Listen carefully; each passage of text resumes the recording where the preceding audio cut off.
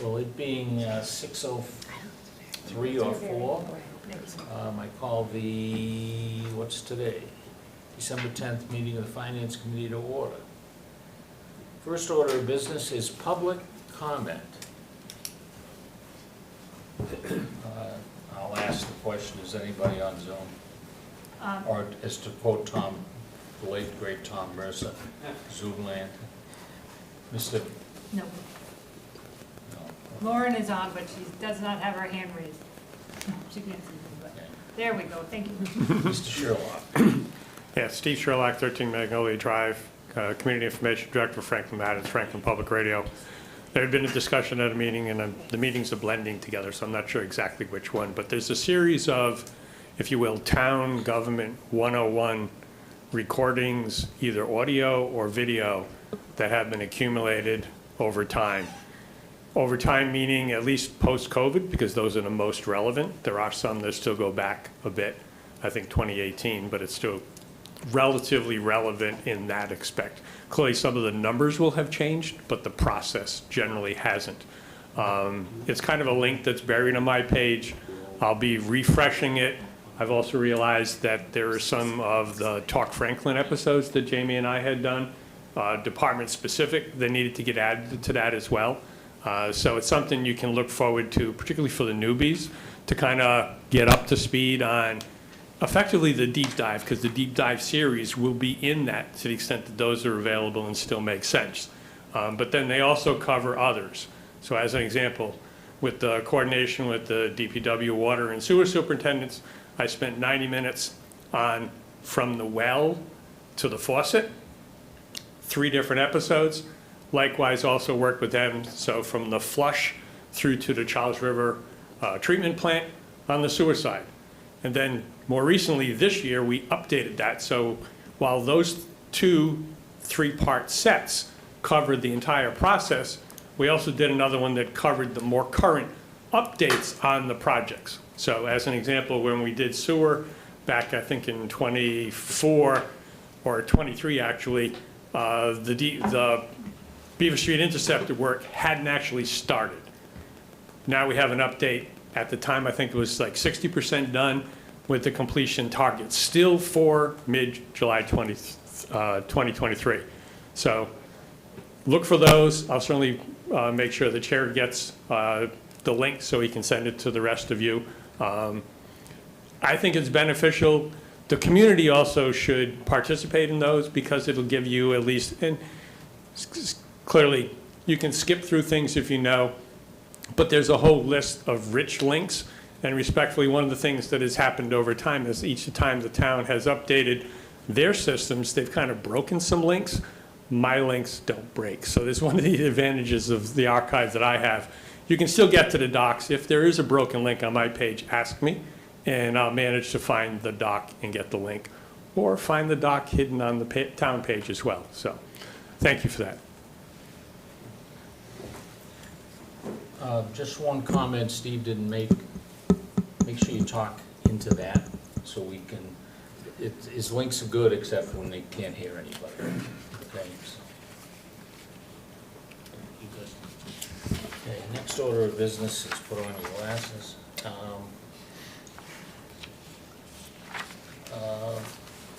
Approval of minutes, October 22nd, 2025. Motion to approve. Second. We are going to have to do a roll call here, and I apologize because everybody is still so new. If you don't mind kind of tilting your names towards me, and then I can, this is actually good. Thank There you. we go. Before we get to Awesome, very that, helpful, especially Jennifer, welcome. Yeah, thanks. before we get to that, I Yes. guess one question on the minutes. Listed here, it says that for October 22nd, Ryan Shannon and I were sworn in, which we were on the agenda for that. But similar to what happened tonight, the town clerk came in and swore us in on the meeting in, was it August? So I'm wondering if there's any sort of issue there where the August minutes don't reflect that we were sworn in, but then in October, it's saying you were sworn in even though in the August meeting, we would have had deliberations, taken votes. Kind of wondering if we run into any sort of I can make a note when I when I load the minutes to the website, I'll make a note and put that on there. Perfect. I'll, so I can do a strike through and say, was sworn in on August. Yeah, I just didn't want to run into an issue like 3 years from now. Somebody says, hey, wait a minute. Right. Yeah. Understood. Thank you for pointing that out. That was my error. We did do it twice. You for the did. record. Yes. So we did it then. You're We just perfect. also did it in August. So We're super in. Tell You me, you're are in, you're locked in. I think the real question is, do we get an extra month on our term? Do you want an extra? No, I'm I was sorry. gonna say sentence, but then I said term to try to keep it, Ryan, you do get an extra paycheck. perfect. Checks in the mail. Perfect. And Lauren, I know this would usually be yours, but I'm just gonna do it since you're on Zoom anyway. So this is, yay or nay, or yes or no on, approval of minutes. Jennifer? Abstain. Shannon? Yay. Ryan? Yay. Yes. Yes. Yes for me. Bill? Yes. John? Lauren? Yes. Great. Speaking of new people, Jen is brand new tonight. Could you just kind of let the throngs know who you are? Wow, George, you What put you me on the want? spot. Yes. Am I on? Yeah, Okay. So, Steve will tell you if you're not, trust me. yeah, okay, perfect. Thank you for having me. So I am the newest member of the Finance Committee. My name is Jen D'Angelo, lifelong Franklin resident. I've also served school committee capacity for a couple of years. I'm currently on the Tri-County School Committee. I work in public education. I have a background in finance as well, lots of fun degrees. And I'm excited to be here and work with you. Thank you. Thank you. You're welcome. Next order of business is delayed and delayed and delayed, but Tim is here, and nobody else is coming in the doors, so you're it, sir. All righty. Well, thank you very much for having me. I know it was a few delays, but I'm glad to be here and be able to present to you a technology presentation. I'm Tim Raposa, the Director of Technology for the town and the schools, coming up on my 20-year anniversary in January. I'm confident. Do you get a gold watch or something? They told me. No, he I was gets going a to take budget the prize. clock. It's not in the budget. Let's be careful, that's not in the budget. You get a paycheck. As long as those keep coming, we're good. Today, I'm just going to do a technology overview of the current, what the technology department does, where we are with the current state of the technology department, some of the challenges, and at the end, some of the financial impacts. And where you guys are probably more going to be interested in is where we are financially in the technology department for the town and the schools. So and then of course, feel free to stop me with questions along the way. So with no further ado, Franklin Technology. Away we go.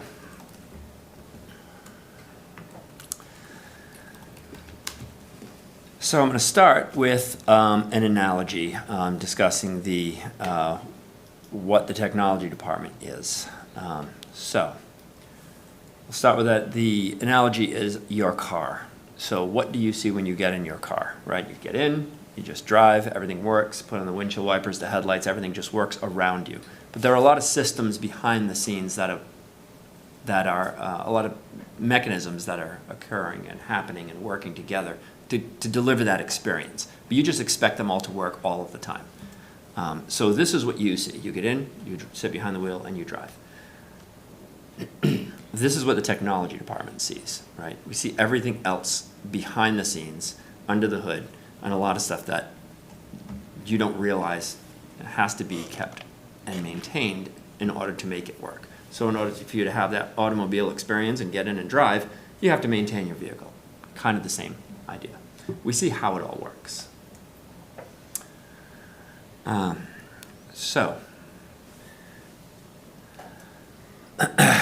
The organization's dependence on technology. And I'm going to break it down. First, I will say, what do all departments, what do they rely on the technology department for? Well, you'll see them listed here. So internet access, we take that for granted every day. Wireless access, telephone, voicemail, cell phone, management, mobile app management, all of these things that you use throughout your day. You access your files, both Google files on your Windows computer. You click print, things magically print. Windows, your website, it's got to be up all the time. All of these maintenance things, we're responsible for making sure all of these things happen. Public records requests, you're getting these more and more these days. Hardware maintenance, you want your laptop to work every day, your computer to work every day, your monitors. New hardware deployment. Oh, I just bought this new OwlCam and I need it to work. I just bought this new fancy printer or badge printer. We need it to work now. That's the technology department. And of course, more and more new software implementations. We are constantly buying new pieces of software to drive efficiencies. Human Resources has got one going on right now. Employee Access is a new product that we're ready to roll out.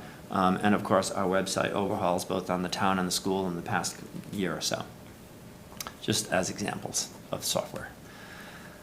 Now, specific departments have unique dependencies on technology. For example, the facilities department. We support the facilities department in, making sure that they have secure building access.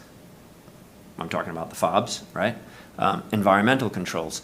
Why the facilities director can be sitting in his kitchen and vary the temperature in any room in any building from his laptop in his kitchen at home. That's technology. We make that happen, right? We put those pieces together. Security cameras, enough said about those. And of course, the telephone system config, making sure that all of these things that depend on technology and the underlying network, we configure that underlying network to enable all of these things to exist. Finance department, well, obviously Munis, right? They use that every day. Google, Microsoft Office, heavy users of that. DPW, well, they have iPads, they have well monitoring, right? Traffic light controls, all of these little pieces that you see throughout your day, you're not realizing that these are all resting on the foundation of technology. And of course, GIS, their specialized software. Police and fire, specialized software, right? Specialized computers in their cars. Connections to regional dispatch, right? The MEC.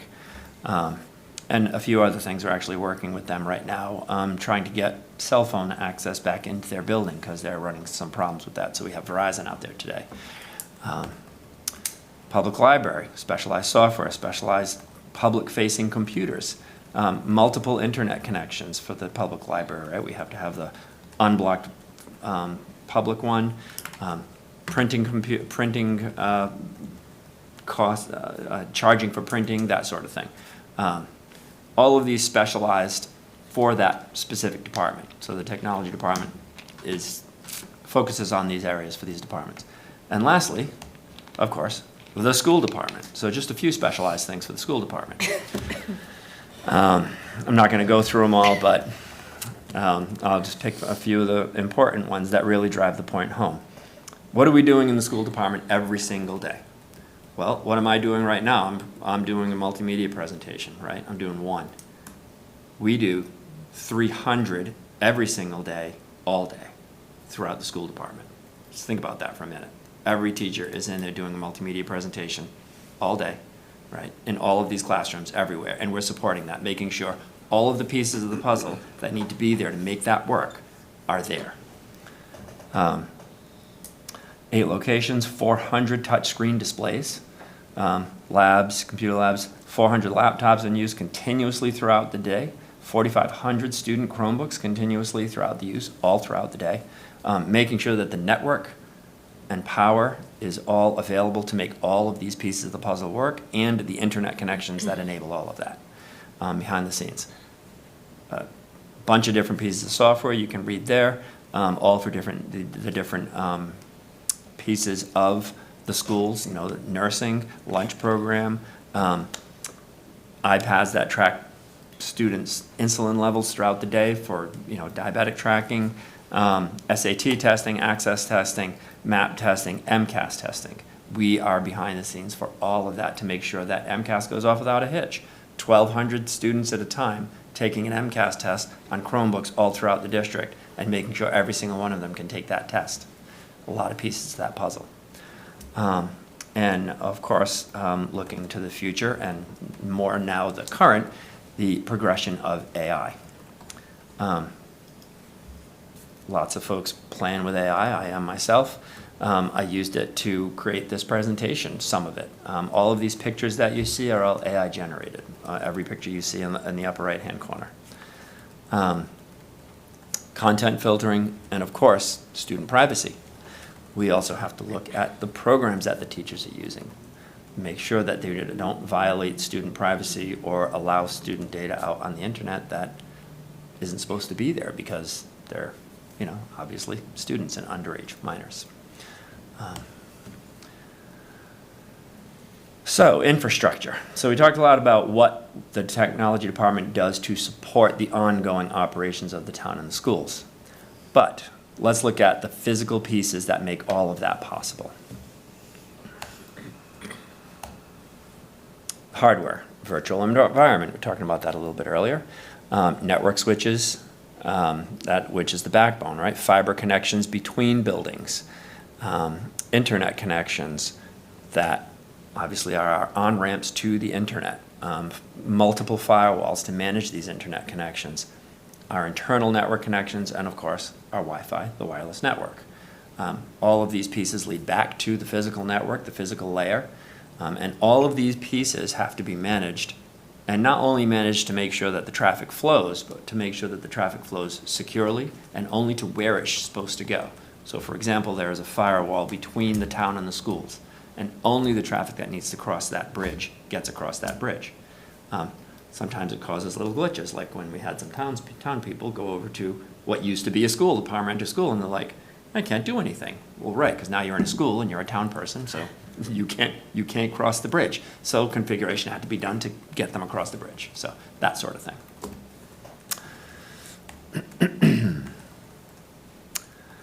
All right, so what rides on all of this infrastructure, right? So I've already talked about a few things, right? We have laptops, desktops, Chromebooks, our phone systems, our cell phones. And you say, how do the cell phones ride on our network? They go out to a cell tower.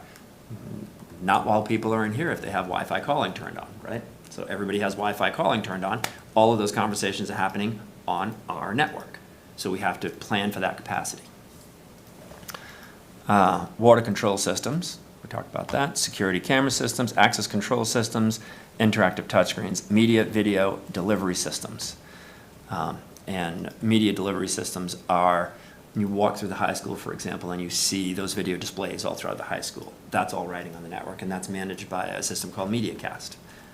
We also manage that. Software. Technology administration software.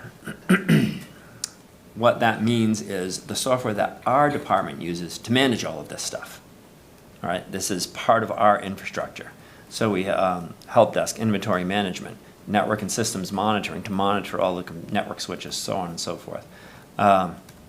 Programs, scripts, programs that we write to automate tasks. So when a new student comes in, for example, he's enrolled in the student information system. Well, how does that student's account get created so they can log into Google? There are automated scripts that look at the student information system and build that account automatically and create it. Transferring data between databases. All right, well, perfect example of what I just said, right? Well, how does it go from the student information system to Active Directory to create that account?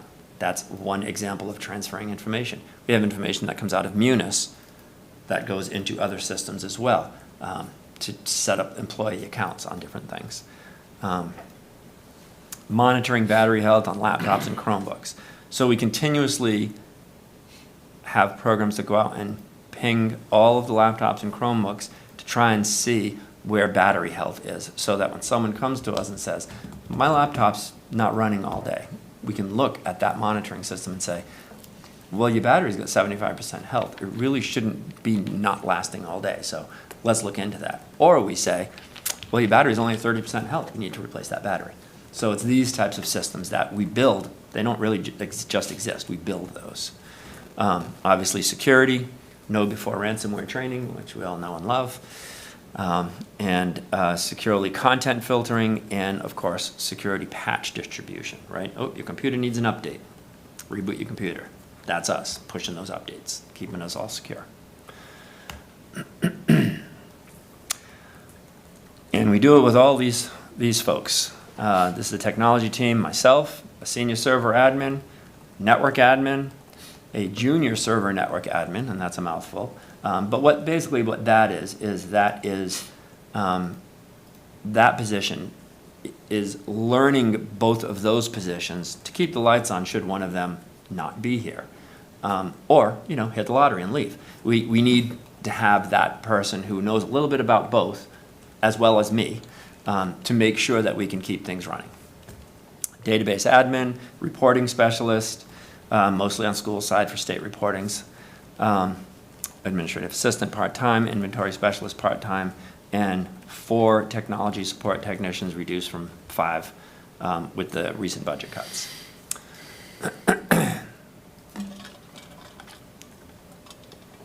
And the descriptions, basically brief job descriptions of each of those.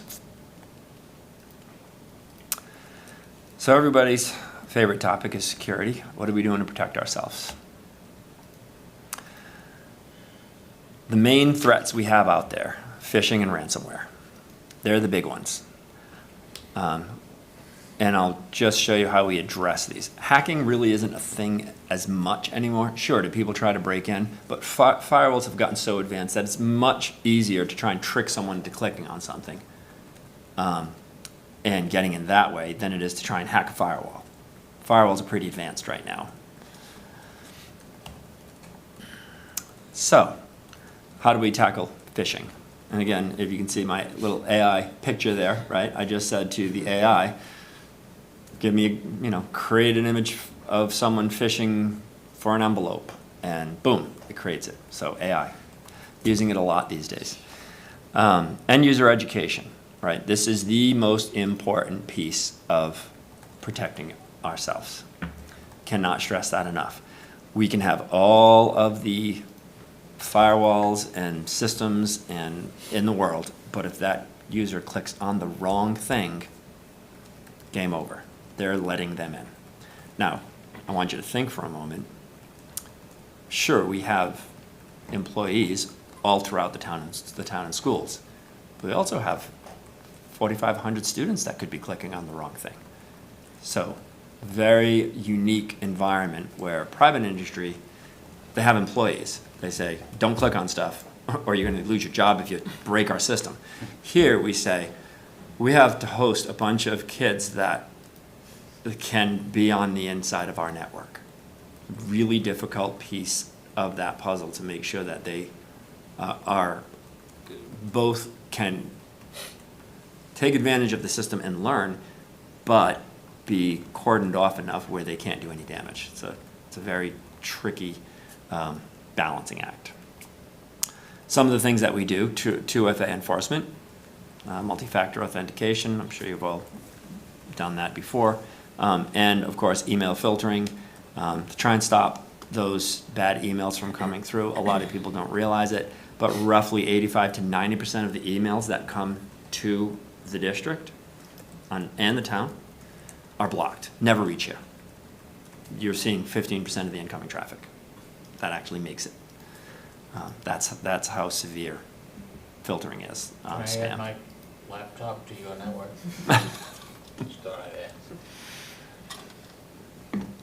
Ransomware attacks in recent years. This is what we're trying not to be. One of these headlines. I can get to the end of my career here without being on this list. I've done my job.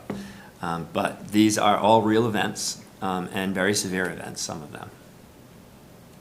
And those are your dates. Protection from ransomware. After employee training comes MDR. What is MDR? This is an important one, and the reason I talk about it is because it's so expensive, but I really need to convince folks how worth it really is. So MDR is, it's called Managed Detection and Response. Now there are other versions of this called EDR and XDR. EDR is Event event detection and, I forget what the R means, it's not response though, recording, event detection and record, which means that someone has to go in and look at that attack and respond to it. Well, obviously we don't have the people to do that 24/7, right? So that next step is MDR. It's a lot more expensive. But what managed detection and response is, they actually have hooks into all of our systems, the people who we're paying to monitor this. And should a piece of bad code get in, ransomware, something encrypting files, they shut it down. They notify us. It's a real person. A real person says, this is what was done, and this is what we did to clean up, and this is what you need to go and do on your end to finish that cleanup. And it has saved us multiple times. It's a lot going on behind the scenes that, people are attacking us. But thank God for MDR. Again, pricey, but if we didn't have it, we would already be on that list. There's no doubt in my mind. Backups, of course. Can't stress that enough. We have mirrored systems. We have a virtual environment here, a virtual environment at the high school. They are identical systems, and they both run the town and the schools on them. So the school's primary runs the schools. The town's primary runs all the towns. However, if the schools should fail, they sync. If the school system should fail, we can bring the schools up on the town stack if we need to. If the town system should fail, we can run the town out of the school's stack if we need to. This is the beauty of redundant systems, okay? Now, if both of them get wiped out at the same time, well, we're not going to be able to bring you up in a couple of hours. It's going to take a few days, if not longer. But if they're both getting wiped out at the same time, there's something going on in Franklin that we're much more worried about, right?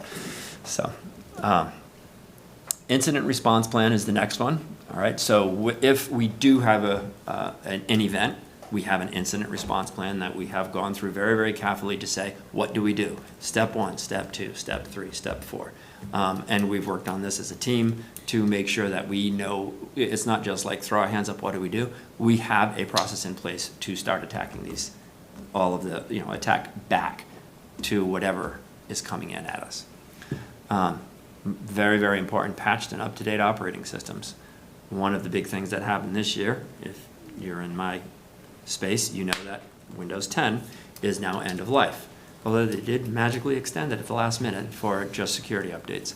But Windows 10 is end of life. You've got to be on Windows 11. Why? Security, right? And we can go down the rabbit hole on that, but it really is just security. Transition to Windows 11, and of course, lastly, cybersecurity insurance. Now, cybersecurity insurance is really there to help us pay for people to recover us if we need to be recovered. If you think about it, we're not really losing money if our systems are down. We're not a for-profit center. So what are we insuring? Well, again, it's to hire the $30,000, $40,000, $50,000 that we may have to pay an outside consultant to help us rebuild our systems, depending on the severity of the attack. So that's what the insurance is for. Does that insurance cover ransomware at all? It is specifically for ransomware, and one of the requirements of it is EDR or preferably MDR. They will let you get by with EDR. I don't agree with it. I pushed to get us to that next level of MDR. And I think that the cybersecurity insurance folks over at Maya, if it shouldn't be much longer before they just require MDR anyway, because they all know that cities and towns and schools, we're understaffed in the security area. We need to outsource that monitoring. Everyone does. So, gotcha. But it is a requirement of the insurance. You can't get cybersecurity insurance without having at least EDR. So where do we struggle in the technology department? We're doing all of these things. Top of the list is complacency related to prioritizing and enforcing the training. Now, what do I mean by this? I don't mean that we have a bunch of bad people. I mean that we've all done this, right? Sometimes you get this training from HR or the technology department, whatever, and it's an hour long, and you let it run in a window, and you click next, right? You're not really reading it. And I know, I'm guilty of it. A lot of people are guilty of it.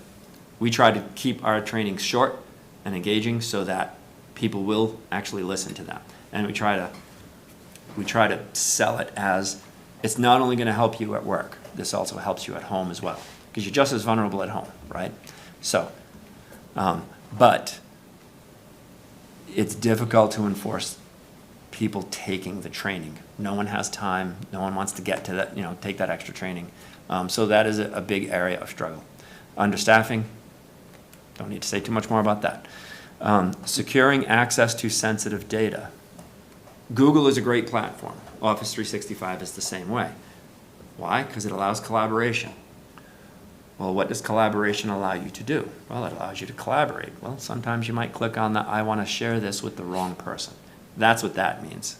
Sometimes there may be sensitive data that you meant to share with this person and it gets shared with that person, or the world, because it's very easy to share your folder or whatever, or file that might have some sensitive data with the world. And it does happen. And sometimes we catch it and sometimes we don't. The little seesaw up there, balancing organizational needs with required security practices. I always like to paint the picture of a seesaw. On one side of that seesaw, you've got security. On the other side, you have convenience. Well, the more security you have, the less convenience you're going to have. The more convenience you have, make it easy to do stuff. I want to be able to do everything. Well, the less security you have, because the more people ask to be able to do different things, the more difficult it is to monitor and control where this data is flowing. So that balancing act is always, it's always a difficult one to manage. For example, publicly available information is the next topic. Well, what does that mean? In private industry, if I'm going to have a new security center or a data center or water treatment plant built for my facility, I do that all internally. Right? I have my own lawyers, I have my own finance people. No one has to know who I hired to do it. But in the public sector, we have to post all of that, all our public bids, right? Everything is out there for everyone. Makes it real easy for the hackers, right? Oh, let's see what project they're building. Let's see where the money is flowing in town. Where can I slip in and pretend I might be someone else and slip an invoice in? Ask for a purchase order. We get this all the time. I get emails all the time. I get snail mail letters all the time saying, your DNS is, get on this DNS list, blah, blah, blah. But because all of our data is public and public records requests require us to produce all of this information, it makes it really easy for hackers to build a profile on us and figure out attack vectors. So again, just like the students being on the inside of our network, we have all this information that's out there, making it easy for everybody to come and get us. AI, finally AI. These new tools for AI are making it very easy, way easier for people to launch attacks against us. I've seen this demonstrated, and this is 2 years ago, so you know how quickly AI has progressed. In a demonstration, I'll share this with you, it's really interesting. What this person did that was demonstrating is he went out on the internet and he found a video of him speaking at an event. He used the AI to sample his voice on that video, and then he used AI, he typed in, now that you sampled my voice, speak like this with my voice. And he typed, hi Karen, his secretary, hi Karen, can you go get a gift card and email a team, blah, blah, blah, blah. Okay, I gotta go, I can't talk, bye. And then he played it and called his assistant. And she did not know it was not him. That quick. That's how quickly AI can impersonate someone. And that's not a technology attack, right? That's something that anyone can do. I can take my voice, someone can take my voice, call into my department, give someone an instruction to do something that will open up a security hole or fake them out in some way. So, and that's just the tip of the iceberg. AI has made writing scripts, writing attack programs very easy. So we are up against that. Finally, we get to the piece where you guys want to hear about funding technology. So with all that stuff going on, Obviously, we have our technology budget and our budget drivers. By far, the biggest drivers of our operating budget, believe it or not, is software licensing. Gone are the days where you bought an application or in a box and you come in and you install it on your computer and you let it sit there for 10 years because you like it. Now it's all subscription based. Everybody wants their annual fee.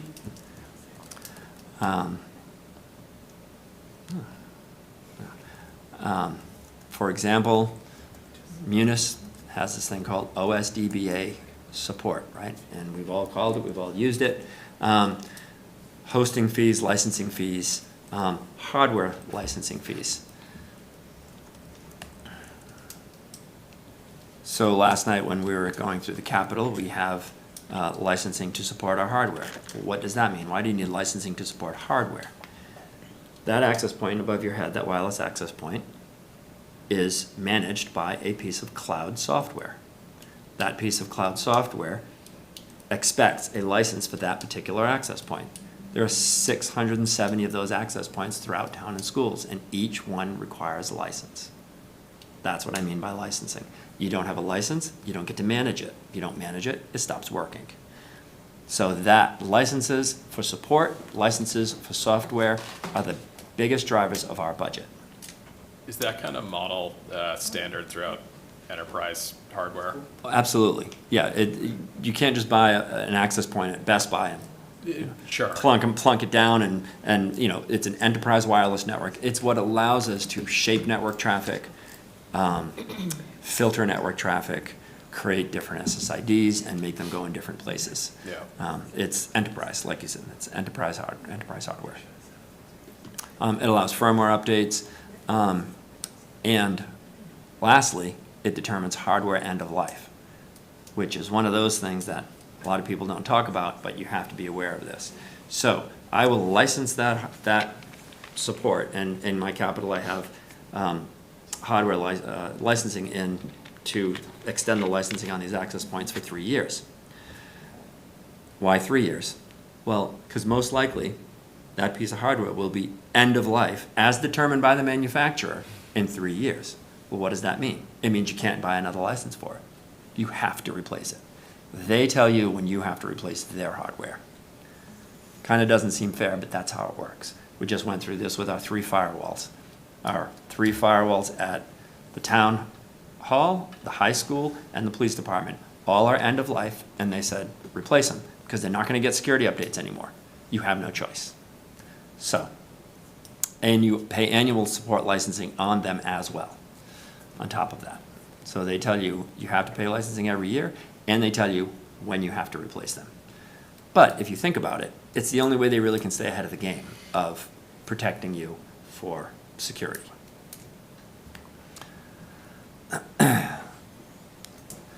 Licensing, the third type of licensing, so these are the 3 different types of licensing, right? Software licensing, hardware licensing, and access licensing. Well, what does access licensing mean? Well, it's your internet bill, right? Internet access, your remote backup and storage. The third level of backup we have is, it's called Wasabi.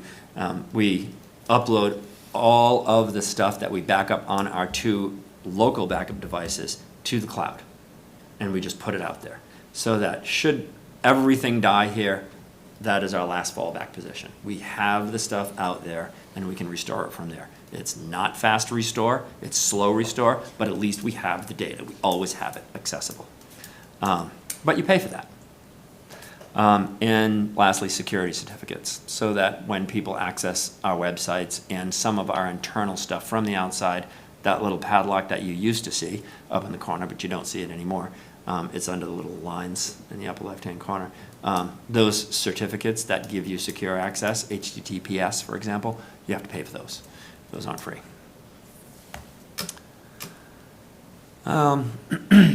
More budget drivers, outsourcing. So what do we outsource? Every piece of these things that we outsource means less people being employed by the technology department. So just kind of think of it that way. That's what outsourcing does. And when it makes sense to outsource, we outsource. We don't have a webmaster. Why? Well, it makes sense to pay someone to do your website for you. Printer support. Printer support means we have to have less text because printers take up a lot of time because they break a lot. So, and they also cost a lot to actually fix when they break and replace. So we outsource our printer report, we pay by the page, and if a printer breaks, it gets replaced. It's all part of that. Copier support, same kind of the same thing. Access control, all of our door systems, that sort of thing, when they need to be configured, we have a company that configures that access control. The same thing with the security cameras. And these things fall under the facility side of the fence. We provide the layer for all of these things to work, but the configuration of these systems is a specialized set of skills.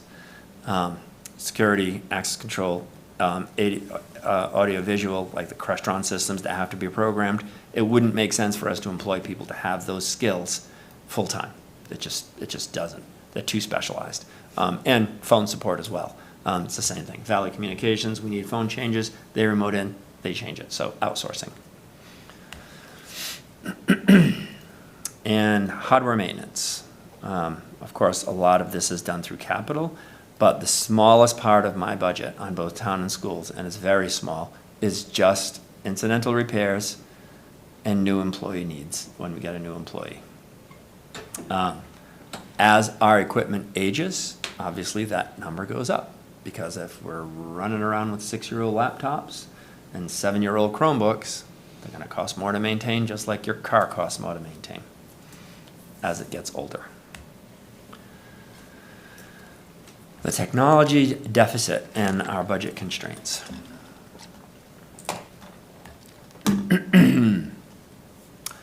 So, all of this hardware that we have. I talked about how we have end of life for a lot of things. We have end of life driven by our vendors, and we have end of life just because stuff breaks after a while. And here are the life cycles of the critical structure of what we use. The things in red are very close to their end of life and will need to be replaced within the next 2 years. 2 to 3 years. So our virtual environment, it's already 6 years old. And capital, because it's been running so well, knock on wood, for the last 6 years, and it really hasn't broken, I'm pushing the support contract out on that another 2 years, which is about as far as I can. What that means is that if it breaks, we have someone that can fix it, the hardware itself. In the 2 years from now, when I won't be able to extend that anymore, we will have to replace that, or we'll have to find another solution. Think lots of money. The virtual environment stacks today would go about $200,000 to replace. In 2 years, they may be a little bit more, and we may look at possibly consider moving to the cloud. The cloud is becoming more expensive. Why is that? Because of all of the AI pushing on all of that infrastructure in the cloud. They can't build it fast enough. So now we're in competition with all of that compute. Lots of people are moving away from the cloud back to on-prem stuff, on-premise, because of costs. There are a lot of hidden costs. Our backup devices, very similar, 6 years. We kind of buy those and replace those at the same time as the entire virtual environment. Our firewalls, just replaced them. They have a life of 7 years. Obviously, I made this before we replaced them back in May. So, so we can actually take that one off the list if we wanted to. All 3 of our firewalls are brand new. Yay, we got 7 years. Our network switch is about 10 years. They're coming up, about 3 years or so. Our wireless access points, we're going to extend them for 3 years, as I said before. At the end of those 3 years, we will need to replace 690 access points. They're a lot of money, each one of them. And we'll get into those the numbers in a little bit. Chromebooks. I'm pushing Chromebooks to 7 years, which is way longer than a lot of people like. But we're in kind of a little COVID hangover here, right? Back in 2020, we bought 4,500 Chromebooks all at once. Why? Well, because we had to. We had to make education go remote all at once. Everyone was buying Chromebooks. But now all those Chromebooks are 6, 7 years old, right? So we're replacing them at about three to 350 a year, starting this past year, with capital money. Is that sustainable to keep relying on capital when we know we have to replace 350 a year? Well, I guess that's up for you folks to decide that. We need a better solution. Laptops, 4 to 5 years. We just extended our laptop. These are, right now we have 300 laptops in our capital. We extended those laptops another 2 years. They all came with 3-year warranties, which is what you could get. I bought another 2 years to push those out. Because again, the hardware is getting a little bit more reliable. And I pushed those out to another 2 years, but we just replaced 125 laptops on the town and schools this year. Those devices I was able to buy with 5-year warranties. So things are getting better. You'd never be able to buy a laptop with a 5-year warranty, but now they're giving it. Why? Well, because they're more robust. They're lasting longer. So that's good news. Desktop computers, 5 to 6 years. We don't have too many of those left around. And the interactive touchscreens. Pay attention to these, because we have 400 of them throughout the school district. A little bit more than 400, just 410. 420. So those come with a 5-year warranty. So the last 3 years, we pay to fix them ourselves. Well, next year's the last year for 300 of them. So on 300 touchscreen displays throughout the K to 8 schools, we're on the hook to fix them for the next 3 years, and then we have to replace them. They're about $2,000 a piece. The high school we just outfitted last year. They have about 117 devices. Those are good for 5 years. Under warranty. And then we push them for another 3 years after that, hoping that they last. Lots of technology happening. I'm assuming we have a schedule of those somewhere, where it's just when those are coming up and what the anticipated replacement cost is. I have a projection sheet, and we'll see those right here. I didn't detail each and every item, but this is the year by year breakdown. Now, FY 2027 is skewed. That's if we replace all of the devices all of the Chromebooks. But we're trying to get to that model where we're doing 350 a year, 300 to 350 depending on price. I plan on $100,000, and I get as much as I can between 300 and 350 depending on the price at that time. You always need to buy enough for the 6th graders plus spares, because when they break, they want to have one that's just like theirs to swap out, right? So you always got to have a 10% buffer for spares. And manage all of that, in and out, and charging, and insurance, we insure them, all of that, dealing with the insurance company. So FY 2027, that's why I have that little asterisk there. It's not really replacing them all at once. If we chose to replace them all at once, that's what it would be. 2028, 2029, 2030. We get a little break in 2030. However, we know that we don't have this much money. So the real question is, what do we do? I don't have an answer, but this is where we are. And how did we get here? Because every year we weren't able to fully fund all of the things that needed to be replaced. This year, if I get $665,000, that would be great. I don't see that happening. So how did we get there? How do we get this build up? Well, it's the same old story for all of the other different departments that you have. I'm sure the police department comes up here and says the same thing, and I know the DPW does about, fixing roads and things like that. We're all in this same boat. We rely on capital funding to replace things. It's inconsistent, and it competes with all those other departments I just talked about, right? I need a school van. I need a police car. I need a new fire truck. I need a new roof on a school. So capital is inconsistent. Our annual budget. I would love to have replacement cycles in my annual budget. If we want to increase my annual budget by $500,000 on the school side and $560 on the town side, say, why is that higher on the town side? Well, because the town has more software licensing.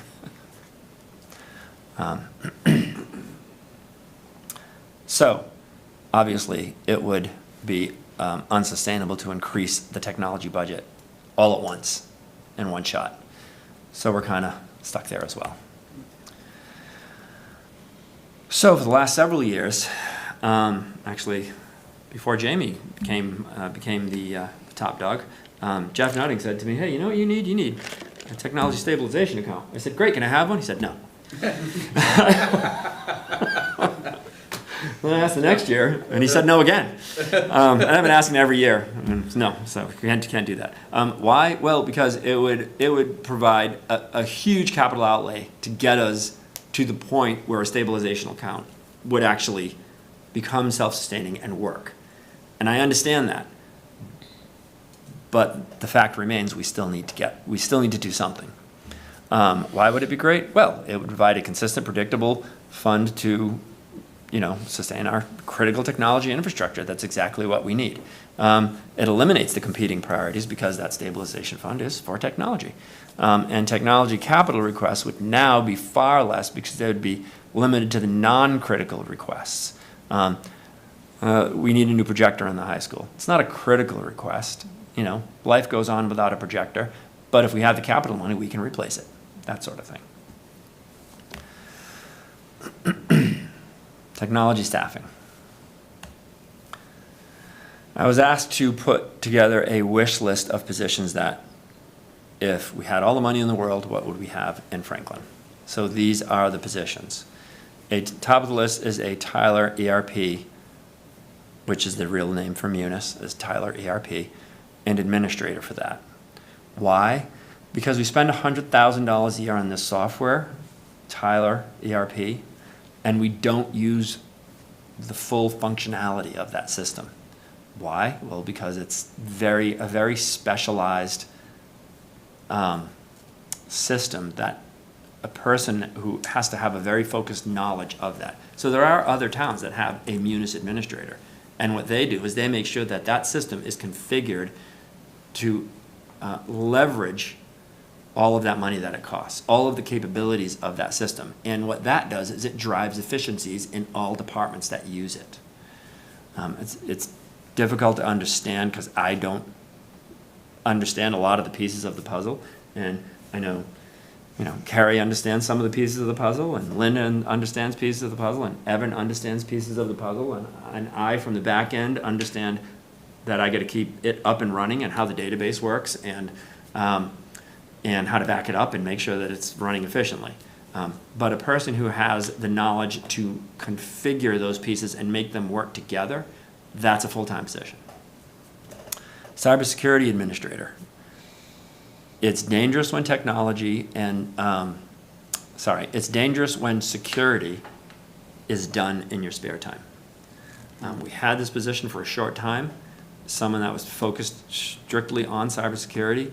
That position just did not survive budgets. Restore a technology support position. Very difficult to lose that technology support position. It just puts strain on everyone else in the department. And I worry about losing good people because of it. Deputy Director of Technology. We have deputy directors in other departments. I know I look young, but believe it or not, I may not be here forever. And we might want to have a smooth transition plan.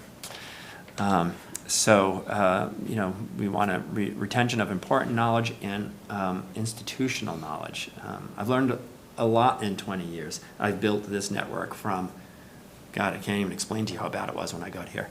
But let's just say someone plugged in something wrong in the first week that I was here. In one of the labs at the old high school, in a computer lab, they plugged one jack in wrong, and the entire town and schools was down for an afternoon. That's how bad the network was when I started 20 years ago. It's not an exaggeration, that actually happened. And trying to find that one cable that was plugged in wrong under one desk in one building was pretty difficult. So that can't happen now. Educational technology manager. One of the things that we struggle with, being a town and schools department, is the educational technology side of the fence. just like Munis has a specialized set of skills to really understand how it works, educational technology, applying technology in an educational environment, and of course you probably understand this better than most here, is not a technical problem, right? It is a usage of technology problem. So having someone on the school side that says, here's really what we need for technology and here's why, and I'm going to train these people to do this and really get the most bang for our buck out of those expensive technology systems that we purchased. That's what that position is. Again, it's about using the stuff that you bought in the most efficient way and really making it worth that purchase. Multimedia training. Right now we're all learning more about AI.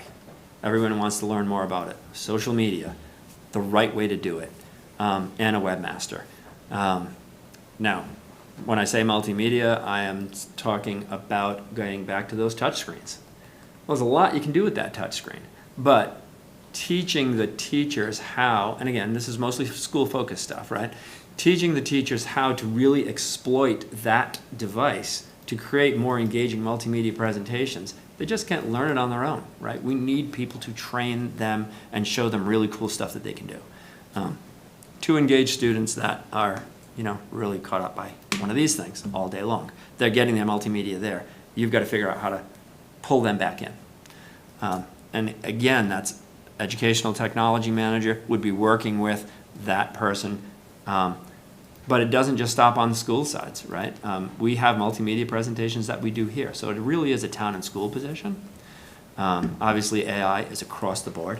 Everyone can use AI in their job to do some things better. Right now, it's kind of a taboo, depending on what side of the fence that you're on that. But once you start using it, you really can be amazed at what it can do. Some of the things I've done with it, I'm blown away. So, next steps. Where do we go? What happens if we don't maintain our technology infrastructure? Well, we got our poor little broke down car, right? Our systems break down with no ability to repair them due to their age, especially if we go past end of life. We have network switches and hardware that is past end of life and they break and we call up the vendor, they go, yeah, that's end of life. You should have replaced that already. Sorry. You want to buy a new one? That's their answer. Obviously, decreasing in efficiency. That's pretty self-explanatory. Non-compliance with security. One of that examples was how we had to get rid of all those old Windows 10 laptops that were not capable of updating to Windows 11. We had to replace those. The end of life date. Enough said about that. The inability to comply with strict state testing requirements for students. This is a big one. Why do we have so many Chromebooks? And why do we have to have so many Chromebooks? Well, because the state said, you're doing MCAS on Chromebooks or on an electronic device. And you don't have a choice. You don't say, well, we don't want to use electronic device, so we're going to use paper. No, you're not. You're going to use electronic device, and that's it. Or you're not going to take the MCAS. And guess what? You can't not take the MCAS. So that's one piece of the puzzle. You have to have devices for all of your students to take this testing. The other part of that is they tell you what version of the Chrome browser will work with their testing software. And if you can't update that device to that version of that Chrome browser because it's too old, you have to replace it because the test won't run. So we are driven to replace our hardware by testing requirements. It's kind of abstract, but I'm sure you can get what I understand, right? So there are a lot of pressures here that are forcing us to replace things that we may think are running great, but they're not going to meet the needs. Replacement demand, and of course, replacement demands become compounded to unachievable levels, also known as kicking the can down the road. And we have been kicking this can for quite some time. We've always been very generous with capital. Capital's getting tighter. I've always used capital to try and supplement and make things work.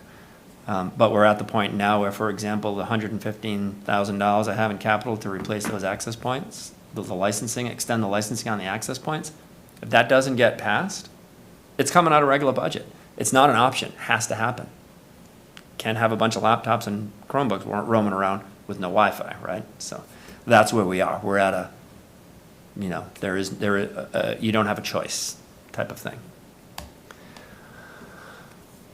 What happens when we short staff and underfund technology departments? Okay, enough about the hardware and the licensing. We have difficulty hiring and retaining talented, capable candidates. Why? We're competing with the private sector. Why does technology have an especially difficult time competing with the private sector? Because if you think about it, in municipal departments, there aren't too many water departments out there or police departments out there that are in the private sector, right? They're all in the public sector. So when you're hiring people, you're competing mostly with the public sector. Technology is everywhere, right? So technology is huge in the private sector. So I'm competing with the private sector on a much higher level than everyone else, really. So what that does is it makes it very difficult for me to convince someone to come and work here for less money than they can in the private sector. I really have to work up that selling that lifestyle type of thing, quality of life. And most of the people who work for me get that. They understand. That's why they're here. That's why I'm here. That's why I've been here for so long. Succession planning. If you don't have that succession planning, for example, that junior network system admin, right? That is succession planning. We need that position there. If you don't, and my network admin left, you have exactly what we had last May when my junior network admin and my network admin both left within a month of each other. That structure was designed to accommodate for that, and they happened to just leave at the same time. So what did I have to do? Well, I had to run and outsource network consulting for 3 months until I hired another network admin, and that person came up to speed. And hiring a network admin for a town and schools is very difficult to do with what we can pay. But fortunately, I was able to do it, and we're back fully staffed again. And this is extremely important. You have to eliminate skill silos. What is a skill silo? Well, the junior network server admin, Greg Malkin, was here for 10 years because he had, and we had a fully staffed support techs, he had some extra time that he was able to commit to helping other departments. What do I mean by helping other departments? Mostly the facilities department. Remember the access control, the security cameras, and the telephone support things that I'd mentioned earlier? Now, today, when we need major changes to those, we have to call a vendor and have them do it at $125 an hour. But because I had Greg with a little bit of extra time, he took it upon himself to learn those systems so we could do most of those changes in-house. So that really paid for itself. Unfortunately, Greg's the only one who knew how to do it. So when he left, that's a skill silo. So now we're right back to paying our consultants. If we had more staff that could learn those systems and overlap, we wouldn't have to jump back to the consultants. And now that we eliminated one of the technology techs, that position that Greg was in is now a de facto half-time tech filling in for that. So that person doesn't have time to go back and learn all of that stuff that Greg learned and saved us that money. This is what cuts do, right? We end up outsourcing stuff because we have no choice.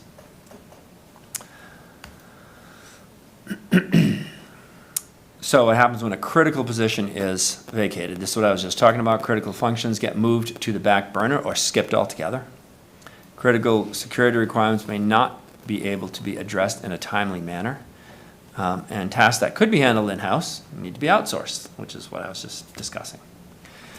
So finally, what am I trying to say? Time to stop kicking the technology can down the road.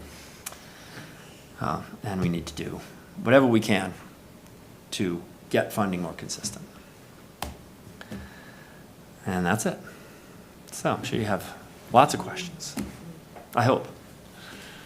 Well, I wrote down 8. Excellent. So, why don't we just go around and start, you've been asking them, which we should have done anyway, but Yeah, I'm all set. I got mine out as we were going through. Well, every department's gonna have a conundrum based on revenue. You know, listening to the state already talking about overrides of 2.5 and this and that. If you live in Boston, they want a 13% increase on property valuation taxes. I mean, it's the perfect storm is coming, and I don't know, I don't have an answer to how you're going to be able to do everything as a town anymore. And maybe you do, Jamie, I don't. Through you, Bill, I think, I mean, you're 100% accurate. That's why the MMA study we commissioned was called The Perfect Storm. I think healthcare, all these things. I think number one, I think, you know, again, this is kind of where the grassroots coalition piece, I think that's not active from the 2 override questions is key, because I think education to the public and having your citizen peers interact with other citizens to get out these messages are important, both from 2 things. One, the financial crises that all cities and towns are going to have, and what do you do about it, but also expectation management, right? I mean, my inbox is filled all the time with complaints of everything, you know, and I think it's just not sustainable. On the other hand, I think Tim's presentation also highlights at the end, like, if you don't do this, It all makes sense. right, the Wi-Fi goes out. We know when there's a snowstorm, when the Wi-Fi goes out on roads for 45 minutes, right, like, it's just bananas. But here, I mean, you're gonna have systems across our buildings that are gonna go out, particularly schools, and it's gonna be very challenging. So it's, I really do believe that I hear a lot, and the reason why I say education is I hear every day an unbelievable amount of inaccurate information. And no one's here. So what do we do about that? Well, we gotta go meet people where they're at.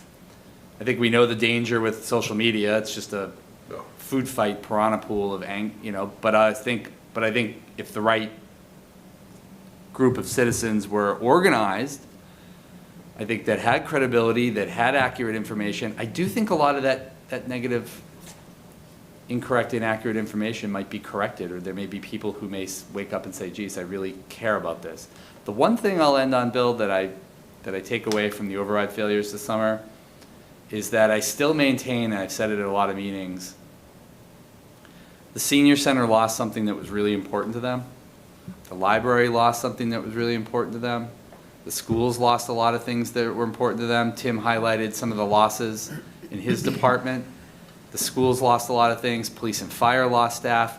I think the question for the community is, how do we get people who are all upset about the loss of things, how do we get them together to realize the unity or connectivity between all of them? How do you get those folks together to realize that we're kind of all in this together? But I think really the only way we can do this is by getting out some of this information. I mean, Ryan, I think it kind of maybe joked earlier, said I'm gonna go on social media with this later. I mean, it's an hour presentation. It's hard for people to find an hour in their life, but if they want to know one of those issues that's coming up, I think watching this hour is pretty comprehensive of the problem. So I think the only way to do it is to really get out there in the streets and talk to people about how these issues correlate together. It's like, and I'll say last, Bill, it's not, I've heard a lot of information that this is like a big joke. Like, oh, they find money in bags. I mean, Tim's heard this for years. Oh, Jeff Nutting finds the money, all that, you know. And the thing that bothers me about those comments are that our innovation, and Tim's a really good example of that. Market Basket says more for your dollar is their tagline. Well, this guy, for what he does with the money he has and the proficiency we have, should be more for your dollar. And I think that story just doesn't get told. Like, we don't find the money like there's bags in a drawer.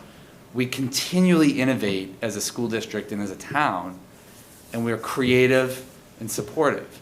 But there's this impression out there that like, this is a big joke, you know, there's plenty of money, there's like, you know, people are punishing us. I don't know, the narratives are just very difficult to listen to because I think as a staff, and I think Tim highlighted it well, I think we know that that's not true. So it's like there's a disconnect somewhere that has to be connected. And that's kind of what I'm suggesting is, this is all valid, Yeah. as is everything else, that the price to pay for having town government. Right. The issue is to what's coming. That is the great unknown. And I haven't heard a good answer for that yet. But my instincts tell me that it's not going to be fun. You know healthcare. I mean, just I'm in all you have to do is think I'm in healthcare. private industry, I'm in the medical industry, and, you know, they're facing the same, we're facing the same thing. Oh, yeah. There's a crisis coming, and I don't know what I wish I did. I don't know what, I had that today with CEO. I said, don't ask me. I'm a revenue source, for Christ's Yeah. sake. Everybody's out there, they're going crazy right Yeah. now, even in the private sector. I talked to my son, you know, he's an executive with IBM, you know, and he's going through the same thing on technology. He's got the Department of Defense and the VA, and I said, how's that going? He says, don't ask that. A lot of Have an layoffs. extra shift. I just don't know where this is going, other than the fact that this is well done, Thank you. very well put together, very thought out. It all makes sense. Mhm. Thank you. I wish I could say, oh, here's your answer. Yeah, right. There's a bag of money. Call Elon and have him write a check for Wow. $100 billion, and Hey, Nat. Yeah, thank you. Echo, good presentation, and appreciate that you have showed up multiple times to give it. You actually answered a lot of my questions as you went throughout it, so that was really good. I will say on the Chromebook thing, and as a parent, I've thought of this before, I'd love to just buy it. Like, I wish I'd bought my daughter's at 6th grade, and then I didn't have to worry about registering it every year and insuring it every year. I don't know if that's an option. I don't know if other people feel that way. It's just like a logistical thing that I don't want to deal with, and sometimes it's like, $250 and she'll have it till senior year. Great, like, let me just be done with it. So I don't know if that's an option you can somehow, I don't know if there's any other parents in that boat, but Well, Good idea. it is school dependent. It's a kind of a principal choice. So at the middle school, the principal and administration has decided middle school, no BYOD. Let's go, bring your own device. But at the high school, we have quite a bit of BYOD. yeah. That runs into a little wrinkle because we can't do MCAS testing on personal devices. So we still have to have the Chromebooks. We still got to buy them, and we still have to have them ready for that testing. MCAS says so. DESE says you have to do testing on a device. And in order for us to push that test out, it has to be one of our managed device. Yeah, But and I they guess I can don't know if use there's it a way to, all the other like, time. I buy it, you can figure it how you need it, but then then I'm just done with it. Yeah. I don't, You but then I certainly know that can. it has to continue to be checked in, or what, I don't know, No, but. no, they that's just use it. They just Yeah. use their own devices. So this is how we do BYOD at the high school. You want to bring your own device, just say, fine, I don't want a Chromebook, you pass it in, great. We like that because we don't have to manage it. If there's something wrong with your device throughout the day, go down to the media center and check out a Chromebook for the day and go get your laptop fixed. We don't support or fix third-party devices. We don't touch them. We'll help you get on the Wi-Fi, that's it. Yeah, but just to solve the testing thing, you could be like, if you want, like, you need a Chromebook. If you want to buy your own Chromebook, like this specific model, go buy it. It would still would not work on testing. Because It wouldn't work. because our Chromebooks are enrolled in our management system. So we push that test out in kiosk mode so that when they're taking that test, it can't go anywhere else. It locks it down. So that's the piece. But it's not a problem. Like I said, all of the BYOD kids, for MCAS testing, they go down to the media center before the test and they grab a Chromebook But off you the still have cart. to have one, so that's what I'm trying to solve, is like, Well, they take I'd the love test for you and to they not have give to it have back. one for my kid, Yeah. because I'm happy to buy a Chromebook. But, so, All right, I guess there's no solve on that. It's too bad. I wish there was a way to like, So before we move off that, have you guys looked into actually pushing out your managed device policy onto private devices? We would never do that. I mean, Never. We could in this scenario though, right? Like, No, we would not, because it has to be enrolled in a district purchase license. And if you really want to get technical, if the town purchases something, it cannot be put on a private device, because it's bought with Got it. taxpayer money. So Got it has to stay on a public device. But they can use it for everything else. But for testing, the way that that test is pushed out, it can only be pushed out to our devices. no, I get it, it's taxpayer money. Like, my phone is managed by my employer, but I own the phone. But like, every time I get a new phone, the first thing I do is download, they manage it. So And the like, private they industry own can it. do that. But you can't. Yeah. On the MCAS testing, does everyone have to take the test at exactly the same time? No, it's roughly between 1,000 to 1,200 students testing at the same time. So, So you could still gain like could. significant economy from having 1,200 Chromebooks and a bunch of people BYODing. absolutely. But we can't, here's the other wrinkle, we can't require BYOD. Sure. If we could say, okay, you're coming to school like a private school, you come to school, you need to have this model or this model, and you gotta show up with it or don't come to school. Private schools do that. We can't. We have to provide access. Unfunded mandate, you've heard that term, right? Sure. So MCAS created an unfunded mandate of every kid having a device because schools were balking at the cost of providing devices to all of their students. So DESE said, well, we'll solve that problem for you. Electronic testing, you don't have a choice. Okay, well, I guess we're doing it. Sounds like the president of MMA ought to work on that. Right. I got a lot of. DESE. Yeah, no, what really is, it actually, I mean, I know you were making a joke. All sincerity to Tim's point, MCAS just got repealed as a graduation requirement. The state is going through a legislative process right now.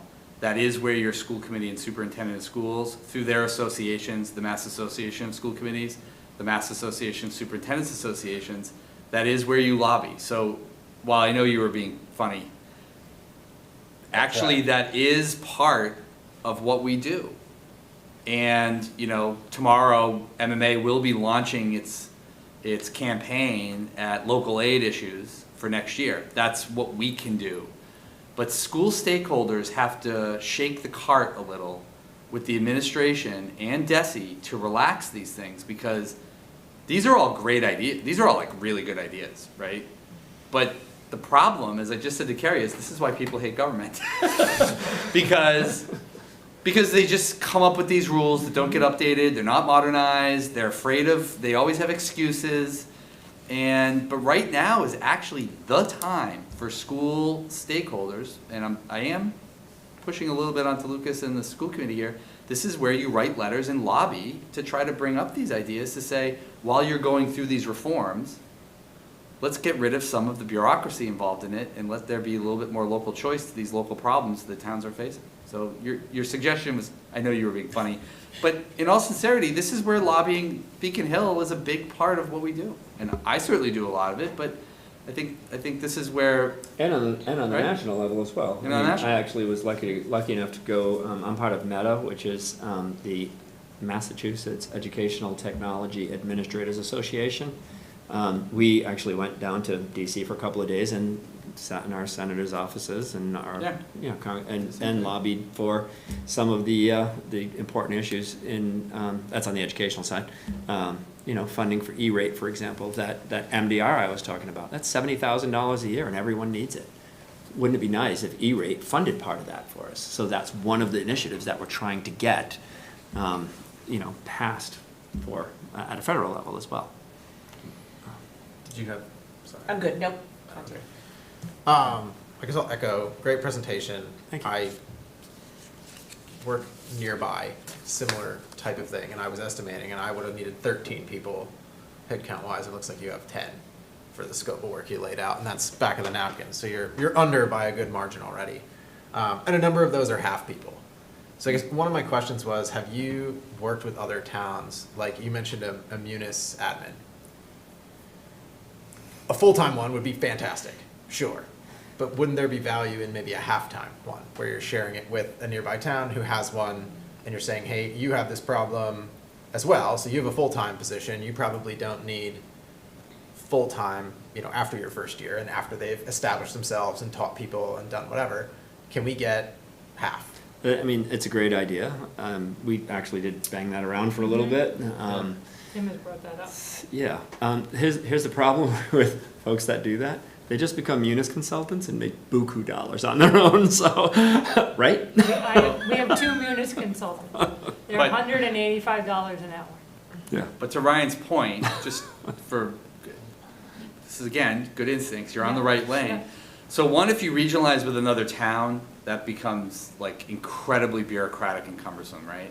Regionalization sounds good, but like when you're, you know, well, I want it my way, I want it my way, I want it my way. It just becomes very, very hard unless you've got an organic thing that just works. The second thing is, we actually did have a munis admin in the budget, and we want the other half-time person. So, the town, like, we want to share these positions with the school department, like the cybersecurity specialist was half town, half schools. Then the schools couldn't afford their portion of it, it came over to the town, then the town couldn't afford the position, and then the position went away. That's also the same dynamic with the communications director that we had, 2 of them between town and schools. So even within our own community, where we're all in the same building and the same offices right here, we couldn't find a way to finance these positions split half town and school. So going to Bellingham to do that would make it even more inefficient, or Rentham, because it would now require an intermunicipal agreement between the towns, and what if Rentham decides they don't want to fund it and it gets cut at town meeting? Then you're kind of back to square one and you wasted years and time trying to recruit somebody. But we did actually have a munis admin, and I think for these types of positions, I think Tim agrees, if we could find a way to share these positions, town and school, 50-50, maybe there's ways that with your support, or the council support, or the school committee support, we can really prioritize these things, because I know that we were aiming for a munis admin for the entire second floor, basically, to have a master person understand all security controls, permissions, everything within that very complicated system. But these are really good ideas, and these are things we want to do. It's just kind of how to finance them and how to execute. And we did interview Yeah. some spectacular candidates, but again, The money. if you can make $185 an hour consulting, if you have the skills to be a munis admin, you can make $185 an hour, why are you gonna come here for 40 or 50 an hour? It doesn't make any sense. It's, you know, so that's really what these folks are doing. They're like, oh, Yeah. gee, I'm in pretty, and they are in very high demand. Because munis is not, it is a complex system. Very fun. It is very involved.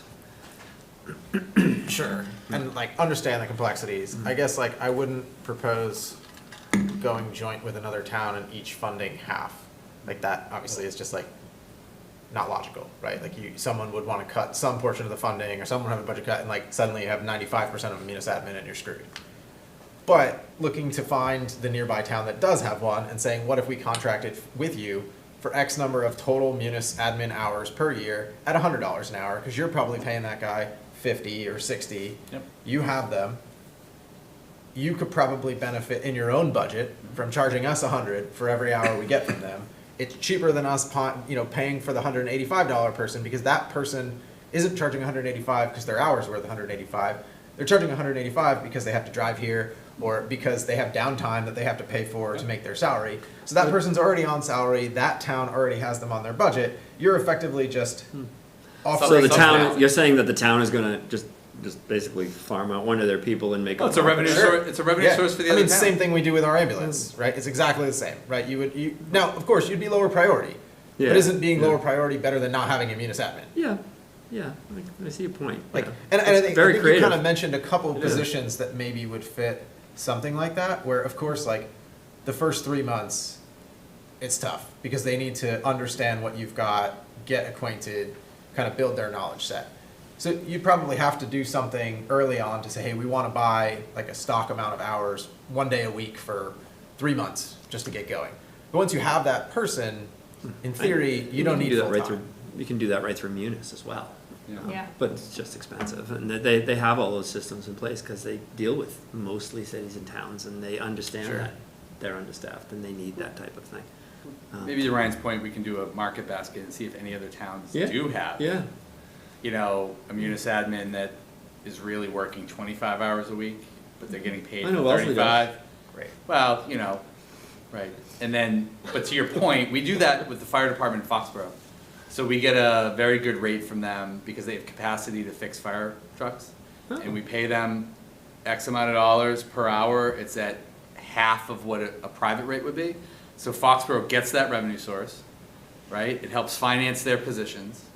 And, you know, you're not fixing fire trucks every day all the time. So to your Right. point, I don't know of any communities that have a munis admin around here, but we can do a quick poll. Framingham has one. Framingham also. Yep. Like, I mean, we that should was look just at- we one should that look at- stuck just to out. see, Yeah. yeah. But I think John like, came from Framingham. Maybe we'll ask her if that's Yeah. something that they That's a good maybe idea. they would be open to. That's definitely, like I even said, the that's definitely out of the cybersecurity- box thinking right there. That's Yeah. even the cybersecurity person, it's like, I totally get that the goal would be to have our own. But like, given the budget situation, that's unlikely to happen, you know, at least in the near future. So is there like an intermediary where we get 20 hours a month from somebody to, you know, push out training or to reinforce with a session with the school, or like to kind of like copy paste some of what they're already doing from another town, let that other town benefit financially from doing that? You know, it looked like you had a couple positions that certainly if I were staffing it, that would be what I would try to do in my own private world, right? Like borrow from some other team, beg, borrow, and steal, to drive the cost down. You can't steal here, I don't think. No, no. Just beg and borrow. It is the government. I guess depending on what level you're at. On the flip side, I think the other one that just sort of jumped off the page at me of like, maybe primed for like a full managed service, and I don't know if this exists or if you've looked into it, but for the network, right? You have a boatload of access points, you have switches, you have all these things, and they're not cheap labor, right? Like, when I staff somebody and somebody says, hey, I need a network admin, I cringe, because it's like, well, you're not gonna like the number I put in front of you. It's the worst possible one, and the guy I get's gonna be mediocre at best, right? Like, because they just finding good ones is nearly impossible, they all go private, like, totally, like all these same points.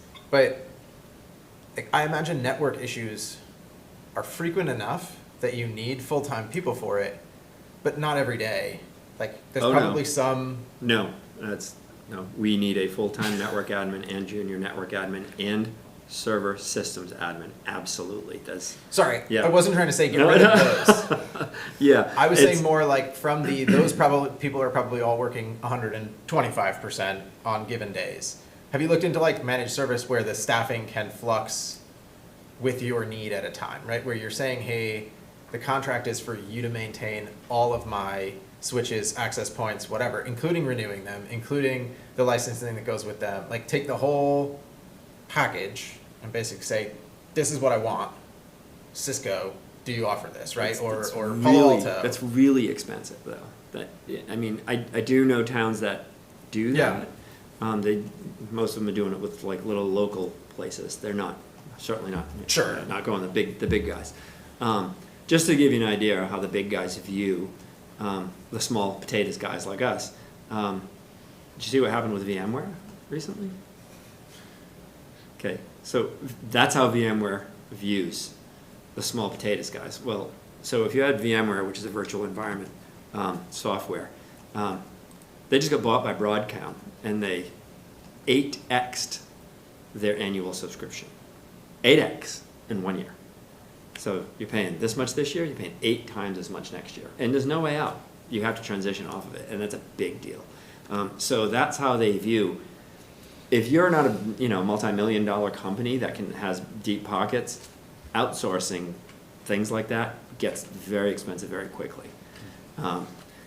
So what I do is I get creative in my hiring practices, and I really seek out the people who are looking for, who have done the rat race, who have made the money in the private Sure. sector, and are, you know what, I really want some of my life back. And they're great people. They just are valuing, they have a different value set. And so when I interview and I hire, that's what I'm looking for. I tell them, first sentence out of my mouth is, if you're looking for money, look somewhere else. If you're looking for lifestyle, we can continue our interview. That's really how it works. So, totally makes sense, and I didn't mean to say like, go get a contract with Palo Alto, because Yeah. you'll bankrupt the whole town in the one I've seen so contract. many people do that and Yeah. they regret it so bad, it's not even I funny. guess I was thinking more along the lines of like, there are local medium to large businesses. They have network teams with droves of people, right? Have we approached any of them to say like, would you support the schools part-time for a fee?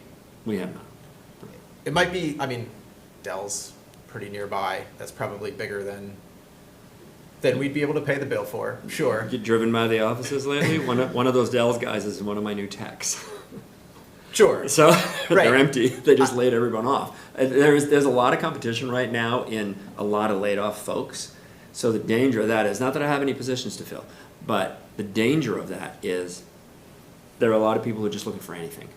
And as soon as they find something else, they're gone in 6 months. Sure. You know, so I have to guard against that. So I do a lot of creative hiring. I've gotten good at it over the years, really talking to people and understanding what it is they're looking for. And if they're just looking for money, Not the right fit. I can't offer that, and I make them understand that. Sure. So I sell a lot of other things to them. Yeah.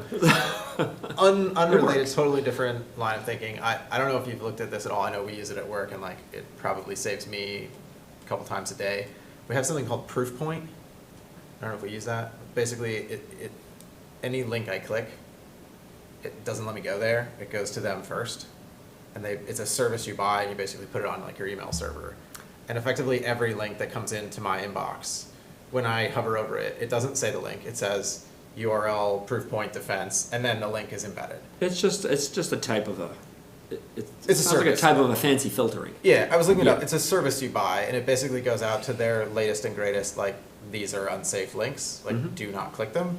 And if you click on one that's on their list, it just blocks you. I don't know if we have something along those lines. So we have about 3 layers of that happening behind the scenes. First of all, in schools, it makes it very difficult because your phone's ringing all day with, can you unblock this site? I'm trying to teach a class. All day long. So what we have to do is we have to be creative, right? So we have our firewall, which has content filtering on it. Sure. So that stops huge categories. We have securely. Securely sits in the browser. So when a student logs into the browser, which they're logged in all day because they're logged into Google, there is blocking, and not only blocking, but there is recognition of types of things they are typing for Sure. self-harm and stuff like that gets reported so that we can do intervention as well. Lastly, we have a DNS service. So every time you click a link, this is how DNS works, domain name service. You click on google.com. Well, google.com doesn't travel over wires very well, but IP addresses do, right? So what a DNS service says is, okay, you want google.com? Here's an IP address. That DNS server gives you that IP address and gives you the keys to travel across the internet. We have a secure DNS server service that we use. The name escapes me right now, but it's doing exactly that. If you click on a link and you're asking for that link and the IP address is a known bad place, it won't return, it won't let you go. So but it's happening behind the scenes, and it's actually a free service. It's not free, it's paid for by the state cybersecurity center. So, but that causes some problems sometimes too, particularly with a lot of the stuff the police have to do. Piping their stuff through that, Sure. it gets a little tricky. So, but yeah, so we do have multiple layers of that. They're just working behind the scenes. They're not in your face. They're just kind of, guardrails. Yeah. Okay, cool. And then the last thing I had, and I don't know if you have this, but the touch screens, I'll say, like, I'm dating myself here, but when I was in school, they were rolling them out. They were useless, like absolutely useless. None of the teachers knew how to use them. It was effectively a really, really expensive projector screen, right? And like, it was getting used like that. They've come a long way. Do you have usage metrics on them though? Like, it sounds like we have a lot of them. So here's the biggest metric that I have. It's not going to be a number. It's going to be, so I've rolled out a lot of technology in my years here, right? Laptops, Chromebooks, everything you can think of, everything under the sun, interactive whiteboard projectors, okay? All these different things. And you always get the 85% of the people are happy with them and 15% of the people hate them, and you hear from them all the time. And that's just, here's a new laptop. Oh, it's too small. Oh, it's too big. Oh, the battery doesn't last. You get it, right? Always. When I rolled out the touchscreens, I expected the same thing, but I didn't get it. All the teachers loved the touchscreens. loved, because before that, they had interactive whiteboard projectors, which you needed a pen, but touchscreens are like an iPad, right? 10 points of touch.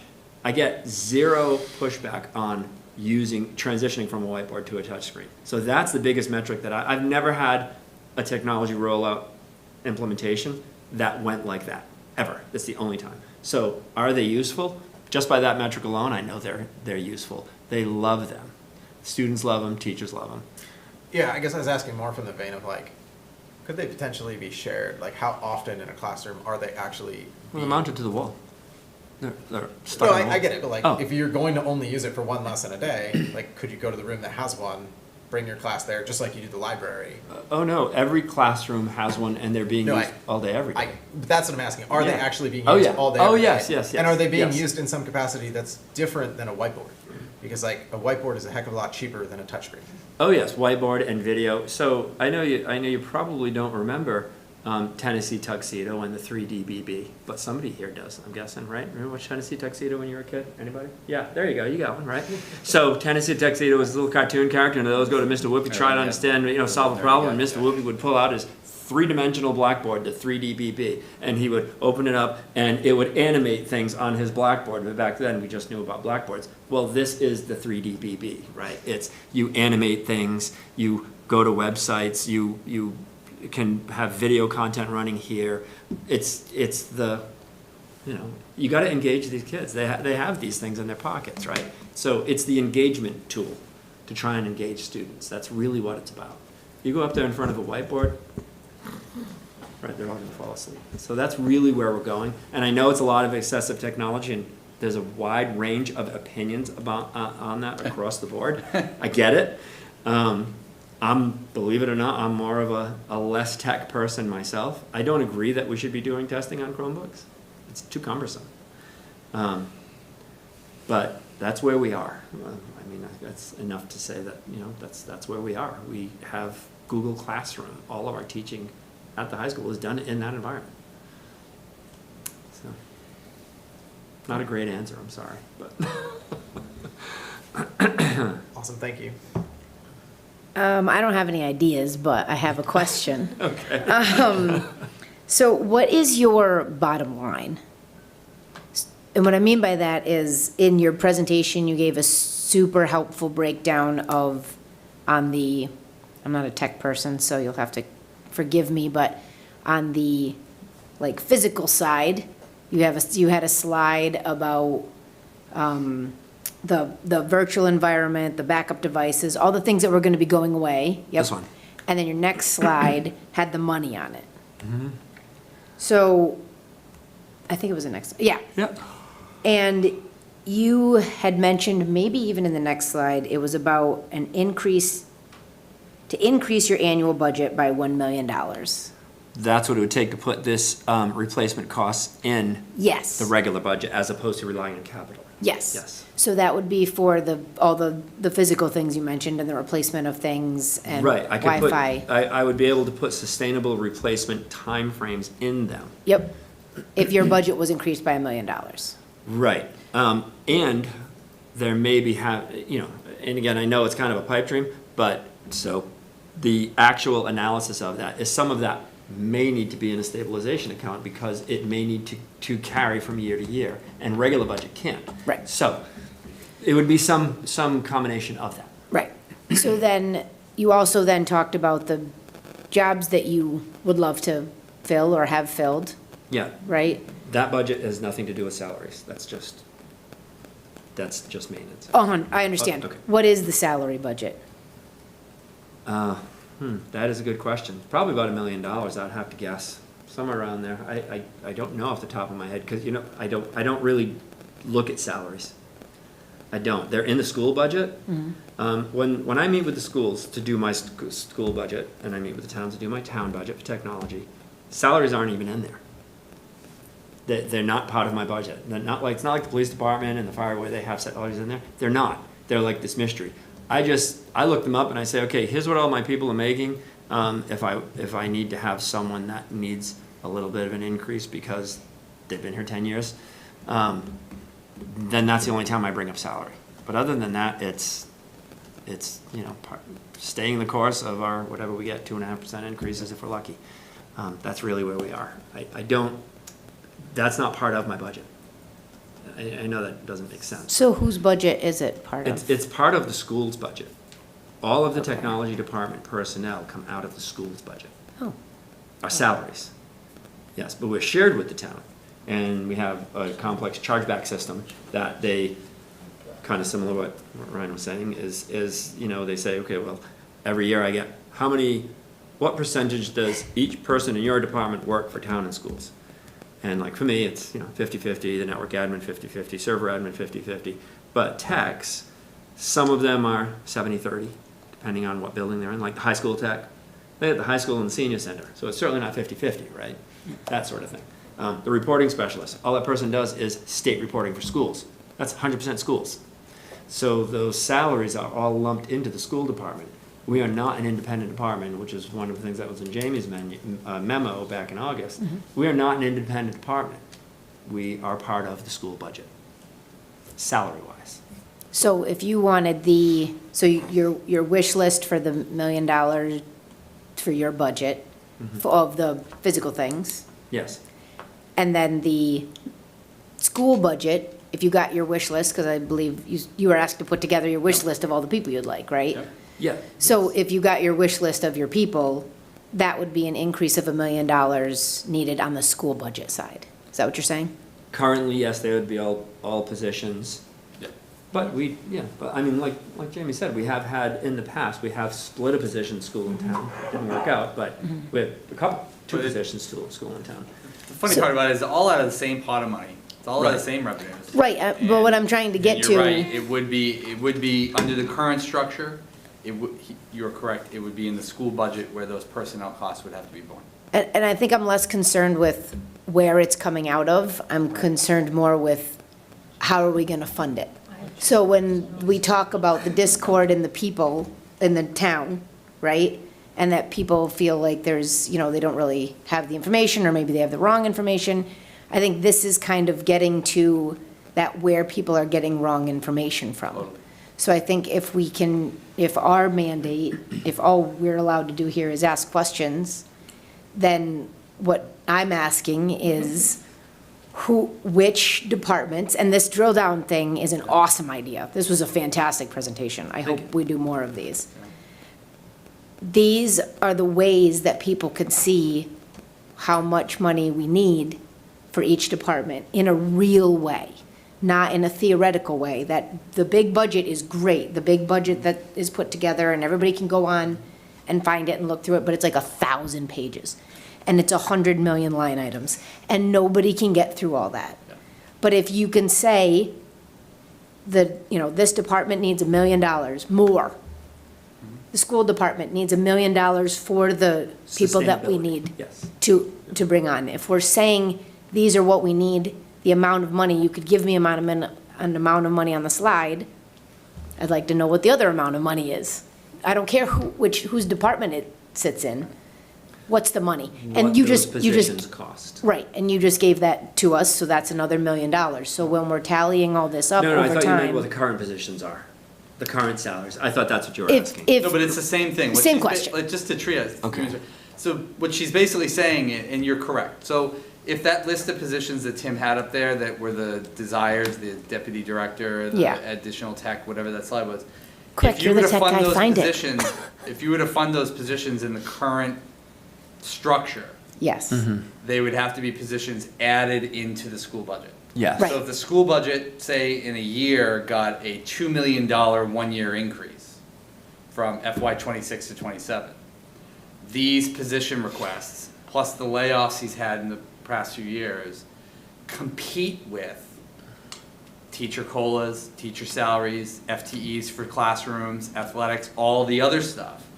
And this is not the TA trying to be chippy, but the reality is, that's the only reason why I put that in my memo, was because I feel that Tim does this presentation once every 3 or 4 years or whatever, but it gets lost as a major department being underneath the school department, because when we talk about education, rightfully so, we talk about children, education, curriculum, athletics, bands, like we talk about public education. We don't bring up technology. And this was mentioned last night at the school department, school committee meeting. And I think you did make a plug that you were doing this longer presentation tonight, right? Because you did a budget update a little bit last night. But these positions compete in the school department with other school needs. And I mean this like really, truly, heartfully, respectfully. 20 years ago, that's why the custodians all used to be in the school budget. And then the custodians would get cut, and then the school facilities became worse, and then they weren't cleaned as properly, they weren't as maintained, whatever it is. And at the time, there was a decision between the superintendent at the time and the previous town administrator to work out a deal that said that the town mows the lawns already, the DPW is with us, like, let's share and work as one, but let's put the appropriate departments within the areas that maybe made the most sense, right? Because we manage DPW, we manage facilities. But at the time, schools were, technology was becoming a bigger issue, right? And so they were like, hey, we'll take over technology. But I think as it's evolved, and by the time I got here 10 years ago, we had no website, we had no social media, we had no email. We had a website. So I guess. Remember first class email? So I think, to your point, Shannon, I mean, ultimately, I think visibility of the agency has lost a little bit of the department has lost visibility of all of this, partially because when you go to talk about schools, you don't really highlight this. So it kind of gets lost in the shuffle. That was the only reason why I put that in my memo, was to make sure that this information could get to be more visible.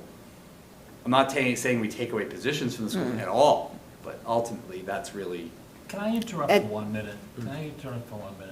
We have the budget analyst, the town administrator, the chief financial officer. Can we just get a guess of how much his salary budget is? Sure. I think that's, and just to give some perspective, which I think she may be looking for. These positions would be, and just off the top of my head, roughly about $500,000 total. That's what, okay, Yeah, that's what I was these looking for. positions. So if you look, there's a couple of 50s there, the other ones are roughly 100,000 apiece. And I just want to point out, Mr. Chairman, the town administrator, the technology director, the CFO, and the deputy CFO does not have that number off the top of their head. Yeah, because it's not broken out. Because, I was and I looking think for that a guess. this is, I know. right? Somebody- We're looking it up, but I'm Get just, it. she's texting, right? I'm on there too, and I can't find it. I don't know whether to look on. No, on I'm the town texting the administrator's school page or business the administrator, school page. we're texting. I can find it in my Google Doc. Are you asking if I'm done? No, I just like want to. Again, I said I had no suggestions, I had questions. That's where. So that was my question, was what buckets of money Yeah. are we trying to get for you? And it was $1 million for the physical pieces and $500,000 for positions. Right. That's all I wanted. I guess like bleeding what you were saying forward, Jamie, would your suggestion be to move it back out of the school budget? I mean, I think somewhere, somehow, this message here particularly, Gets totally lost. to what Shannon's pointing out about the capital piece and then the staffing piece, if we're gonna be prepared for the future, this needs to get more visibility. So either the school department has to do a more omnibus look at the cost drivers and present this at a higher level, or it should be its own independent department.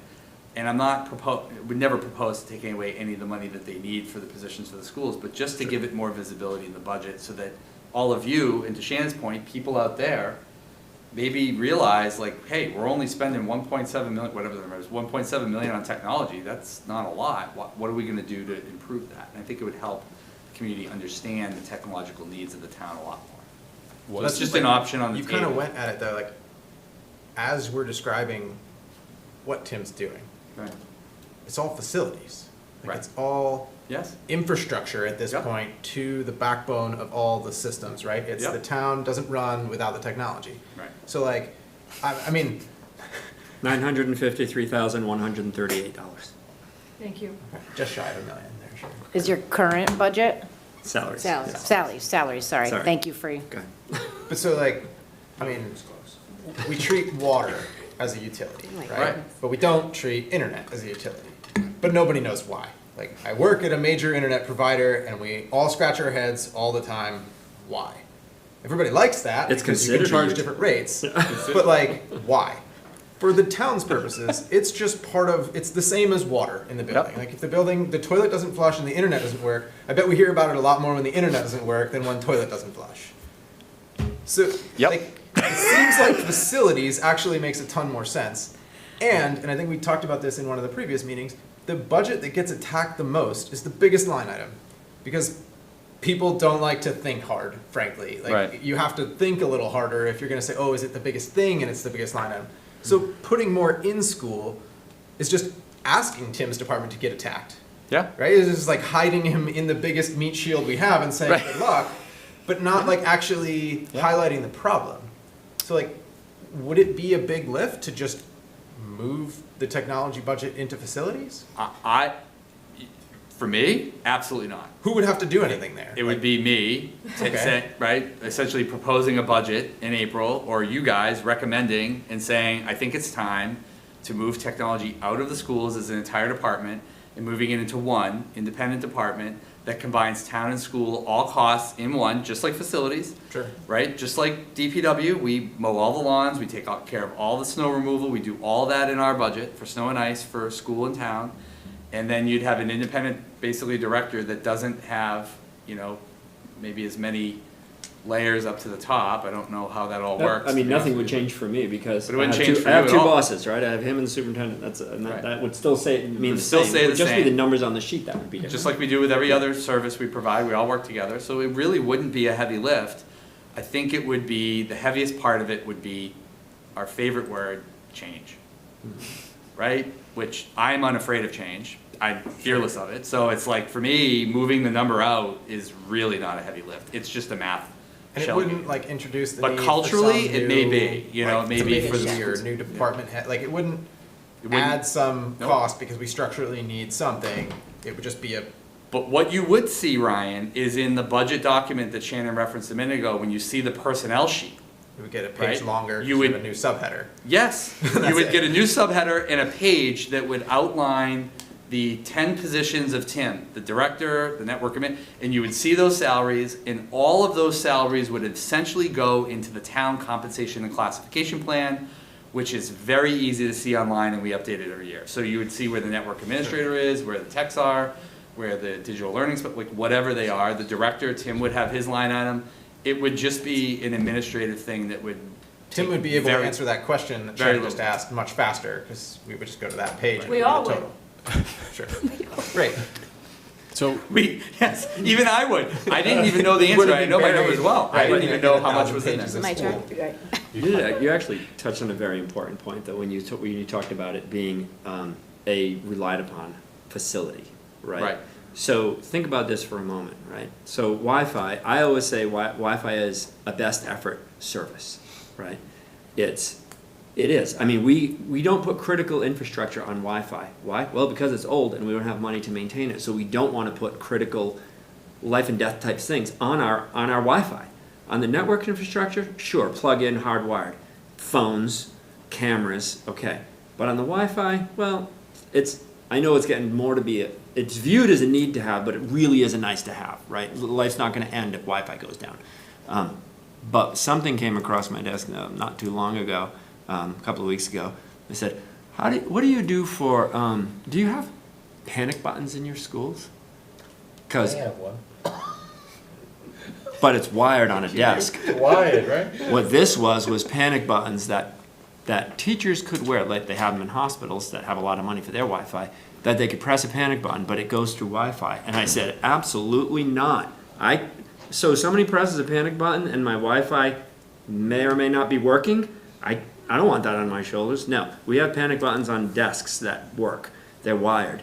But it speaks to your point of how it really is viewed like electricity and water and heat as a critical service. It's Wi-Fi, right? And the amount of things that have to go right from pushing that button to go to that access point, to get to that closet, to get all the way through the things out to the internet, there are so many pieces of that puzzle, and for all of them to go right, you can't do it with the you can't rely on that level of emergency service with what we have. You know, you have to be realistic with your expectations, so. Is it my Your turn? turn. Oh, so exciting. Felt like freshman hazing up here. Your very first question. I- So I appreciate it, George, thank you. I'm honored. So I have a couple of things I'm gonna skip in the light of time, because I don't wanna torture everyone. So a couple of things, well, because it's been long, right? So a couple of things that, just as follow-ups that I would like to see, to John, is it John? Yes. Hi, John. Replacement schedule. So I would like to see that, if that's available, the replacement schedule with the useful life, with the depreciation, to kind of see how you're staggering that as we look at a schedule. We don't do depreciation. Well, I mean, useful life, right? Same kind of- Depreciation is tax, is connected to, tax write-off. I'm not saying Yeah. depreciation in a sense of like monetary depreciation, I'm talking about useful life. So if it's a 3-year, like you talked about with some of the devices, like what is our plan to then have a structured schedule in place so we're not replacing every device that falls in that category in the same time frame? So what does that look like, right? I'm assuming that's what your cycle, your what do you So- call it, the replacement schedule look like? Right, so what it looks like right now is we do have that schedule, but we have not fully funded it. That's okay, I just Yeah, wanted, that's I would basically just love that's to what see a that copy of that. So that's the first thing. The other thing, you didn't talk about at all, just from a sense of finances, the purchasing process for software and hardware. If you have something, I'd love to see what that looks like for your process for purchasing. I know you talked about salaries coming out of the school budget. Where do your supplies come from? So is that split? Do you have line items for that? Is it town and school? Yeah, I have a town budget and a school budget. You have a town and school budget, and then you allocate it based on the frequency of use, like where it's going to be used, if there's, like, as far as like a town department versus a school department? We generally have most, like Munis is all in the town budget. Even Yeah. the schools use it, Oh, I obviously. see Yeah. what you mean, like But splits. most Yeah. of the licenses that are dual are in the town budget. Okay, And then, like, there's unique things like online permitting for us. I just don't know if the school budget has Well, I stuff mean, like that. here's a great example, right? So, for the firewall. Yep. In this building, there is a portion of that licensing that I split it out Yeah. by the number of users, right? So in this building, it's mostly paid for out of the town, yep, but there's some school people here, so it's school. On the school firewall, it's paid for all by school, because it's on the I school. think I'm thinking more like equipment. So when you're replacing equipment, it just ties to the department in which it's functioning? Well, when I'm replacing equipment, it's always capital. Okay. It's always right? one It's time. always a capital Oh, purchase. it is? Yeah, So there's no built-in, nope. okay. No, right. unfortunately, We no, need that that. is one of the. That's okay. Yeah. That'll yeah. help me once I see your replacement schedule. Okay, so those are just things that I'm not gonna waste everyone's time on, those were just things I had questions on. You talked about the munis admin position, about increasing efficiencies and capacity of the services and the products that we have. So with that, if we're increasing efficiencies and kind of looking at how we can maximize the capacity of those systems, would it naturally then look at decreasing some of the other positions that you have to shift, not to cut, don't get crazy, but to shift, right? So when we talk about hiring that position to increase our efficiencies, they then create additional capacity for the people that already exist to do something else. Those efficiencies are in other departments. The efficiencies that, like, mostly Carrie's department. Well, I guess, HR would be a good one. HR Yeah. and finance Yeah, would be HR, the, yeah. it would create efficiencies for us. Technology creates efficiencies in other departments. but then I by- guess, yeah. would that then turn into an efficiency so someone could take on reporting, right? We could, Yes. we It would- get creative like that. It would sure. free up other time and space and other calendars. Online permitting is the best example of that. Yeah. Instead of all There these you go. papers and forms, we now just do it. It saves a ton of time for the Right. staff. They get to work on other projects down on the first floor. Okay, so my yeah. question with that is, have you done like a cost-benefit analysis of doing that? So, again, like you kind of talked about, like that value, of looking at that value. So if you were to add that position, right? Say you come forward and you say, that position's gonna be added, this is what that position's gonna add to us as far as value, right? And this is then where we would find some efficiencies and increase our capacity in other areas. Have you done that with some of these roles that you're looking at?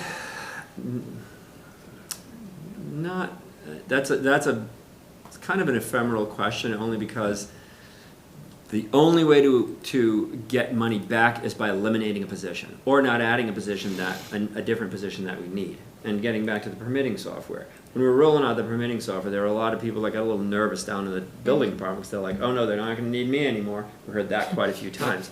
And my response was, no, we're not implementing this to eliminate your position. We're Right. implementing this to eliminate the position we'll have to add because there's too much work.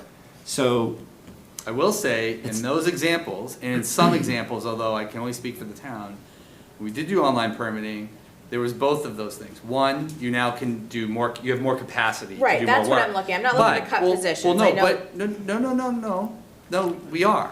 Well, but, you Because, know- hold on, because People in retire. permitting, you used to have 4 clerks. Mm-hmm. Now we have 2, right? So when people retire, then, somebody else comes in, and then you cross-train, and then you do have less staff. She's the queen right here of efficiency on that, and I mean this sincerely. When she took over the treasurer collector's office, they had 7 staff members downstairs, now they have 5. When someone retires, someone else comes in, Right. they know the technology, they have more capacity, and you actually can possibly save positions down the line. So it is both, but it's not something you realize, and I know you know this, Yeah. in a year, right? It may take 5 or 10 years, but you try to hone those systems in place so that you can create those efficiencies to do more capacity, more work, more responsibility.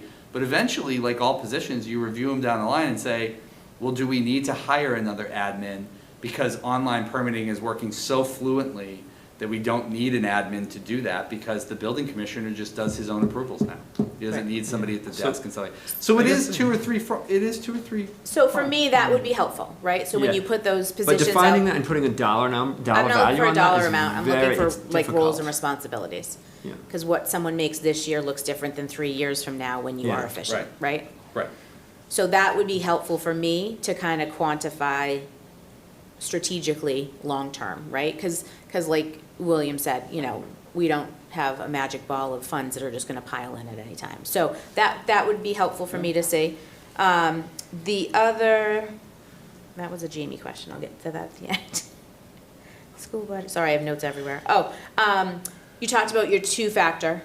Do you Yeah. have that for outgoing as well as ingoing? So I know you have it for accessing the system, so when you log in to ensure that it's you. You talked a little bit about, during the phishing presentation, about invoicing and whatnot. Do we have a 2-factor for outgoing information as well, whether that's, I'm not following you. Outcome information. so instead of just a 1-click, like you just said, who did you say approves his own? Oh, so the building. Oh, the building commissioner. Yeah, does his yeah. own. So do we have a 2-step for that as well? So you had said that some people will look at our information online and they'll try to submit fake invoices, right? You Yeah. gave that example. So for people logging into the system, there's a 2-step verification. Is it the same for money or information going out? Do we still have that 2-step process for information going out? That's So a that, cat that's question. a. Not just finance, I mean, in general, anything that we send out. Like, does it have that same kind of, So there's certain emails, right, that we have attachments. Yeah. That we send out, and they're not secure, there's no double check, but there is some type of security, right? I guess Social security numbers are no longer, They're you know, blocked they're wiped out. automatically. Right. They're never Yeah. sent out. okay, I do email W-2s to employees, because Right. they can't find theirs. yeah, yeah. The social security number is blocked out. So there are little mechanisms put There's in little place? mechanisms. Okay, Yeah, that was there my is. question. Google has that in, Correct. yeah, so in email, it's checking email and shared documents. So if someone shares a document with PII in it, it catches it and it It blocks does. it. Okay, so there is a secondary of outward information, not just accessing the system through the Yes. 2-step. In a limited fashion, as much as the Google AI can look and determine if something is PII. Okay, So it will look for phone numbers, social security numbers or Yeah. red flags. so it like catches a them. set parameter of what they look at. Yeah, Okay. it's doing intelligence on the way out. Okay. Yeah. And then, my only other thing, and this is kind of to piggyback off of, and I forget your name, I'm sorry. Brian. Kind of what you talked about with the, I know, did you see me like searching? Yeah, Brian, sorry. It's kind of piggyback off what he's mentioned with the interactive touchscreens, right? I think that, at some point, when we talk about not having money and not having a revenue source and having limited funds, there is this kind of idea that we have to look at nice to have versus needs to have, right? And that is tough when we have been in a position where we've been able to have the nice to haves and we've been able to replace the nice to haves at a pretty good pace. But I think that also lends to the replacement schedule of looking at that and kind of identifying what are our need to haves and what are our nice to haves. And at some point, that may be a conversation that we have to entertain. And these are educational decisions. No, I'm just Yeah, giving totally that out as of an example my because he brought it up. arena, I'm not bashing yeah. the schools, that's what I do for a No, living. these are educational decisions, and you're Yeah. absolutely right. Jesus, you're gonna have me all over. Just like they're choosing curriculum, right? They're choosing to use these devices to teach. So any change to that structure is an educational decision. I'm filling the need that was requested by the schools to build and support those devices. So that's, it really, if educationally they say, well, we don't have money in the school budget to support those anymore, so we're no longer gonna have touchscreens, that's an educational decision. It's certainly not a technology decision. Right, so maybe I should give another example. So I maybe like when we look at copiers and printing, right? So then maybe we look at, I would love to get rid of all printers. yeah, so maybe, and again, this is just an example. can't. Because you were harping on the school example and I don't wanna do that. But the copier example, right? So maybe that we look at that, right? A nice to have versus a need to have. Do we need to have the ability to print copious amounts of documents? Or is there another efficiency that we can put in place that still meets the needs of what we have to do in a more efficient way? Well, these folks can attest to how much I pound the, Yeah. we don't need another printer desk. No, but I know, and I just- never win it. That's I okay. never- I just I wanted never to win give it. We've won a another couple. example. I think finance could use one. And then my last question is for Jamie. So update, the MMA report, obviously I read it, very telling information about, it's not a local issue as much as people like to say it is, it's a state issue, and probably a little bit higher than that. The report was well-written, it talked a lot about different finances. If you haven't read it, I highly recommend it. One of the things it talked about was specifically school funding, and that if you look at the trajectory of where it has been and the inflation, that we are funding at least 25% below where we had been, I think it was 8 years ago is what they used for the margin. Where are we with that at your level? And not to put pressure on you, but like at the state I level. love it. Because I do feel like, and Sure. you talked about, advocating with your state reps and legislators, because this is not just a local issue, and I see it in schools and, towns, left and right. So, if you, Can I go just, Yeah. let's finish this piece. Okay. Because we still have Lauren Oh, okay. hiding out there. You have questions, Lauren? Or, yeah, go for it. So not so much a question other than just a comment. So what, I echo the presentation was amazing. In my brain, the whole time I was listening, I kept thinking, what if we had this available for those listening sessions that we did? And would this have been helpful? Would this have resonated with everybody? And I wrote down, separate technology. So you guys were talking about it, a lot, how technology is now becoming its own sector everywhere. In the private industry, we've had technology rolling up underneath our sort of general admin, and we've decided to separate it out now because it's its own beast. And it needs its own love and attention and its own care. And it actually is a business driver. And it's a major point that everyone needs to focus on. And so I love the idea. I want to echo the idea. I think we should think about separating it out as its own department underneath the whole municipal, that obviously crosses both functions. And that was really it. I just wanted to echo that. I'm a big proponent of that. I think that's what we should look at when it comes to budgeting. thanks, Lauren. Set?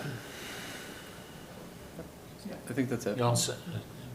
Just two things. I had 8, and they've been wiped out. That's good at this time of night. Crazy question. He needs $1.5 million worth of technology.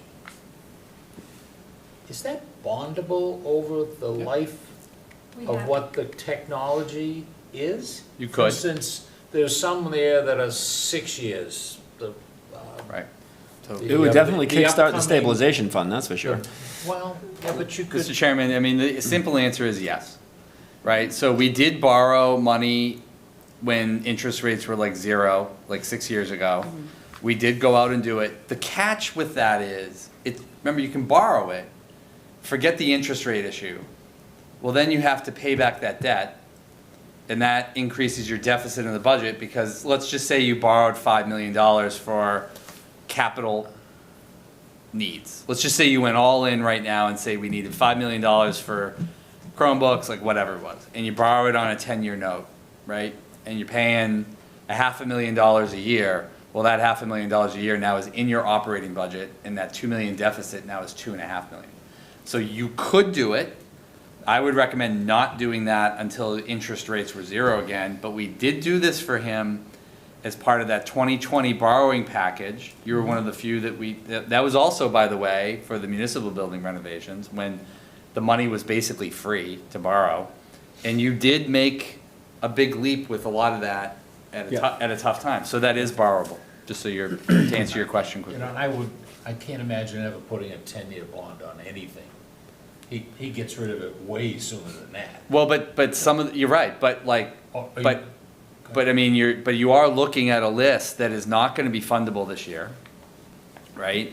And that's just gonna continue to avalanche year after year. So like, this happened in 2020, and that's why we went out and borrowed, I think it was like about $3 million. $3 million. Yeah, 3.1 million. That's why we did it, is because that bailed us out of the problem we had in the previous decade. And interest rates were like nothing, so we went out and got it for basically free money and basically paid it back, you know, in almost real So, time. but it was a combined Yeah. borrow. It was a not combined borrow. just Tim, it No, was no, yeah, just come out. This. Yes, I was Well, gonna piece bunch it. of Yeah, other so we stuff. could, we Right. try to look at that all the time. right. You know, every time I look, the state is forever borrowing to build X or build whatever. Right. So they're doing it out. I realize we're small potatoes, but maybe it gets over the hump or something. Right. That's all I'm suggesting. It should be If looked at as an option. the Federal Reserve Chairman would drop interest rates, maybe Zero. next April when he gets relieved of his duties, you know, maybe interest rates will plummet. Maybe over the next year and a half, you'll see better market conditions. We'll have to see. But at 4%, 3.5%, you're now just upping the budget crisis by paying more interest, which gets you nothing. All right. I have ex-banker, 2 questions, and I ask every time, so the DR plan looks much better now that I know that there's a place here, there's one at the high school, or here in the high school, right? And that it's backed up, I assume, To the cloud. nightly Yep. to the cloud or somewhere. That makes me feel better. Does anybody ever, I think there's some bankers on this, were you a banker? Somebody, maybe, no, somebody was. They test it every year, once, just to make sure it works. Mhm. Does our audit build that component into the audit? No. I don't believe so. No, a full disaster recovery I'm not would. talking full, I yeah, just we wanna don't make do- sure. But do we occasionally bring up a virtual machine that is living in this environment over on that environment just to make sure that they are in sync? Yes, that gets done probably on a monthly, semi-monthly As long as basis. it gets tested, I Yeah. mean, all the planes in the world, if you don't put them under a little stress once in a while, Yeah, and we do They occasionally go up. restore this file and that file for folks. So it is getting used, it's certainly not just ignored. The thing that does fall into that category sometimes is the security cameras. Because no one's watching the security cameras, so they're sitting out there running and, you know, until there's an accident and the fender bender in the parking lot, and someone says, hey, can I get that footage? You go, oh, that camera's broken. We didn't know. But, so that does fall under that sometimes. Why? Well, because we don't have people that are checking all of our, 600 cameras to make sure they're all working. might be some interesting watching. Yeah. I can get you access if you like. The only other question is DI related again. Trailer truck goes by here and takes out all these poles and the fiber with it. how do we recover? And that's not a maybe happen. Sooner or later, somebody hit one on the corner of Lincoln and Sherman, and it wiped out the whole area for a long time, because it was fiber going down. So this is great. I love telling this story. I'll try to tell it real quick. So probably about 10 years ago, I was coming to work on a beautiful sunny afternoon. Afternoon, in the morning, beautiful sunny summer day.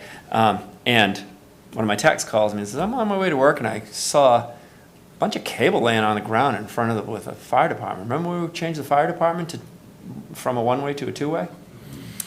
So they were changing that, and the DPW got tired of waiting to move the poles, so they went up and they cut the fiber in the center of town where all of the fiber connects together in 100-foot lengths and threw it on the sidewalk for 1,000 feet in the center of our network. And we recovered when? 24 hours later, back up and running. And we do not pay, Right. we do not pay any kind of a retainer fee or any with a company that does that, Comtract. I just have a really good relationship with them. They have a depot in Foxborough. I've tried to say, listen, can I give you some money just to keep you on retainer so I can get quick response time, so that when exactly what you said, somebody hits a pole and my fiber goes out, their response is, don't worry about that, just call us.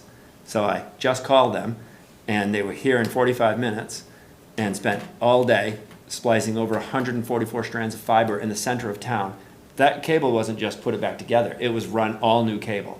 And literally 24 hours later, we were back up and running. Be nice to know that it still happens.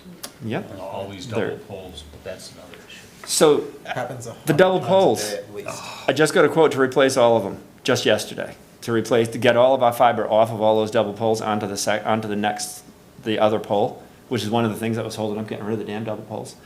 So 37 poles, $14,000 Not bad. to move all of that fiber. It's pretty good. It's actually not that bad. Yeah. All right. So sometimes you get Where good we deals. going? Just to answer her question really quickly, so we put out, so two quick things. One, going back, the previous executive director of the Mass Municipal Association for 31 years, Jeff Beckwith, did an amazing job, but one of the things that never was prioritized was legislative relations.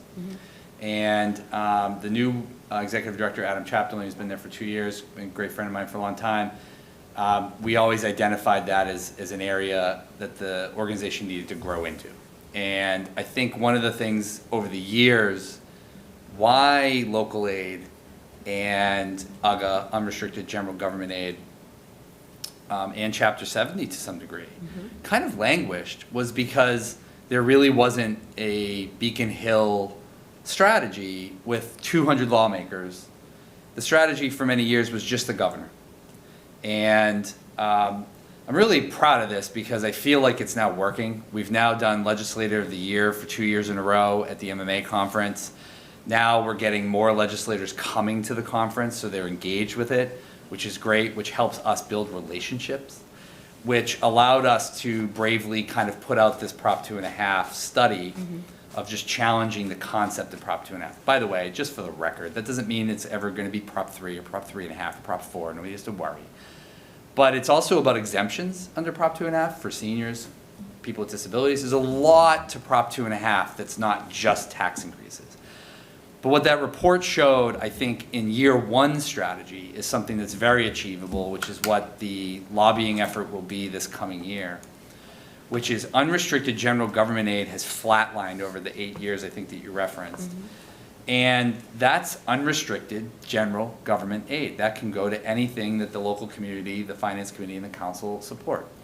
So in that study, it showed that over the last decade, the Massachusetts cities and towns have lost an aggregate of about $350 million worth of aid that did not keep up with inflation or local costs over that duration. So we are going to, as of today at 3 o'clock, I had got bogged down with something else, so I wasn't able to be at the online briefing. But kicking off in a few weeks at the MMA conference in late January, and then going through the budget year, we're going to have a campaign to try to call 351 million for 351. So there's 351 cities and towns, And we're gonna be asking the legislature for 351 million to try to make up that 7, 8, 9-year gap. Now, you know, I believe it's doable. For Franklin, if that were to pass, that would be an extra $837,000 in our budget. So that's almost another $1 million in structural revenue, right? Which would go all to Tim. No, I'm just kidding. Yeah, right. But in all. Is there a sign I can get? Right. But I think, you know, I mean, I think there'll be more, you know, I'm sure, you know, I'll be a bunch of places in January. But that will be an effort that will be January, February, March, April, May, June, through the entire budget process. And all of us, managers, superintendents, I think at some point, elected officials at the local level are gonna try to come together to have our first ever also, Beacon Hill Day. The MMA has never had a Beacon Hill Day, where we go in and network, like Tim was saying earlier. We do this often and a lot of other things. But that is an effort. So there is going to be some other recommendations that are published. And there are going to be some other ideas and concepts thrown out. But that's going to be really the biggest focus, is trying to... Last year they did Chapter 70. They went up to the $150 per pupil. That was a huge effort that took a lot. Well, I know, I know. But, you know, that was a huge effort. And a lot of that effort helped because of... the relationships that have started being built between local governments and lawmakers, and that's really, really a big deal. And I hope that this next year we'll be able to fix the UGA problem. And even if it takes 2 years, that's better than what we have now, because you're correct in that report. In the last decade or so, it really flatlined. And I think that a lot of the work that we've been trying to do is highlight these issues from really good data sets from Tufts University that helped us on this. So you can expect more, I think, Jen, you know, probably in the new year, when there's a more robust, you know, kind of online social media relationship campaign, and also what can finance committees do? What can school committees do? What can select boards do? What can mayors do? And, you know, I don't have all those details now, but when the new year starts, you know, a lot of that will be happening. So I hope that helps kind of answer. Yeah, just curious. I was curious about the reaction from Beacon Hill and the governor's office. And I mean, I think the last 2 years has been very positive because they've, you know, the Chapter 70 groundwork is being laid for a long time. You know, I was lucky to have, you know, a seat with the Lieutenant Governor once a month for the last year. She didn't balk at this recommendation. So I think there is support from the administration on this. I think that, you know, there's going to have to be, I think, though, the governor proposes a budget in January, but the legislature really does a lot of the budgeting, right? So I think really building those relationships with the House and Senate, Senator Roush, Rep. Roy, you know, will hopefully allow us to have a meaningful result by the end of the year. Do we expect all of it at once? You know, yeah. yeah, then some. But is that realistic? I don't know, you know, but we're going to try. We're going to try and work hard at it so that, because I think the other issue is, and I think Shannon brought this up at a meeting, where the state budget has gotten wider, right? There are more stakeholders asking for money than ever before. And in my opinion, the legislature has to shrink that, or bring that back and narrow it more, because just too much stuff is getting done in the state budget where we've lost a lot of capacity at the local level, and all of us are the ones, police, fire, teachers, on the front line. So, you know, how Beacon Hill does with that over the next few years, we'll see. But I think to Bill's point earlier, this is about expectation management, and there's just no mathematical way, given the affordability crisis in the state, there's no way we can do free college forever. Like, it's just not going to be affordable. Like, it just can't. Let's move on. Future agenda items. Next time is the economics of development. I would personally like to see added to the assessors, if we can figure it out. Because, you know, I'm a social media person. I've read all about Across the Street and all that jazz. The true effect on the police department, the fire department, and the DPW, and I define that as number of calls, for instance, The DPW, not much effect, but there could, with water being the thing. We don't have the water is always the thing, but I know Brutus has sat in that chair and said, we can pump more, but we're restricted. I think we ought to add those metrics, if you will, into the economics of development, because that's what happens. You know, there's a perception that there's a huge amount of cost for an apartment complex. Is there? Be nice to know. And I understand, you know, we're not. I don't have a lot of time to gather all these people, so Yeah, I'll do but my best. there's a fire chief, there's a police chief, and there's a DPW director. My guess is the police and fire can give it to you pretty quick. Oh, they can give me the information. I thought you wanted them here present. No, I just want, Oh, I think they'd rather be See, here than what- do all the work on the numbers, but we'll talk to them Think about it. We about get it. your It's point. just- We get your point. that's what's mentioned a lot of time. Yep. The drain on town services. Well, those are the town services that get drained. It would be nice to know theoretically I don't think there's a big drain. Matter of fact, I just think that people, through Mr. Chairman, I just think that people don't understand or reflect and say, we've been developing towns for decades. And we've got an ISO 1 fire department, we've got a fully accredited police I'm department, not- and I understand it's the misnomer, but it's not perfect. Like, people are looking for this smoking gun data center that can say, there it is, the cost. Well, I'd like to But you take the gun don't away. get police calls until there's a building built, and until people live there and need to call them. So you can analyze it all you want, right? I agree with you, we'll have them here so they can talk to this. But I think it's a very inconvenient reality for a lot of people, If you read all that about- you don't get fire calls until you know who lives there and they call the fire department. And oftentimes, a new development comes in, a 57 lot subdivision, nobody brings these things up. So, but those have calls, right? So I think some of this is gonna be, this is why we're doing the topic, but we will talk to them, we will get the best data sets we can. It's one and we'll have them element come. of the cost to the, Right. quote, cost to the town. That's all I'm saying, it would be nice to include some mention of it. The other thing is, the discussion about the 6 o'clock starting time. yeah. Everybody managed to make it, except Lauren, and she did. My opinion is, for me, whatever, I'll be here. But people who have to travel, it may be a different issue. Okay. Kids. It's really hard with kids. With Yeah. kids and sports, Huh? kids and sports Sports and and trying all to that make jazz. dinner. My kids are eating pot pies tonight.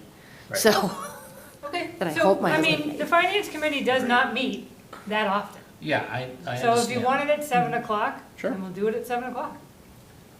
Well, guys, what do you think? Yes, no, yep? I'll just be a couple of things on the other advocate side. If this was 9:30 right now, I'd be losing my mind, and it would shorten conversations.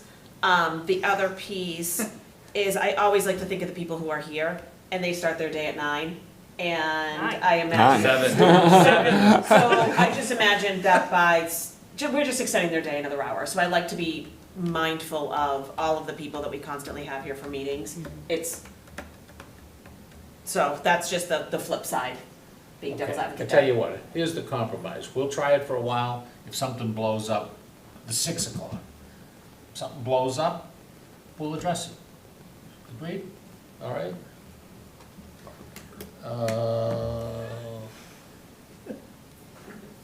Finance committee comments. Anybody got comments? I mean, we've had verbal diarrhea tonight, so.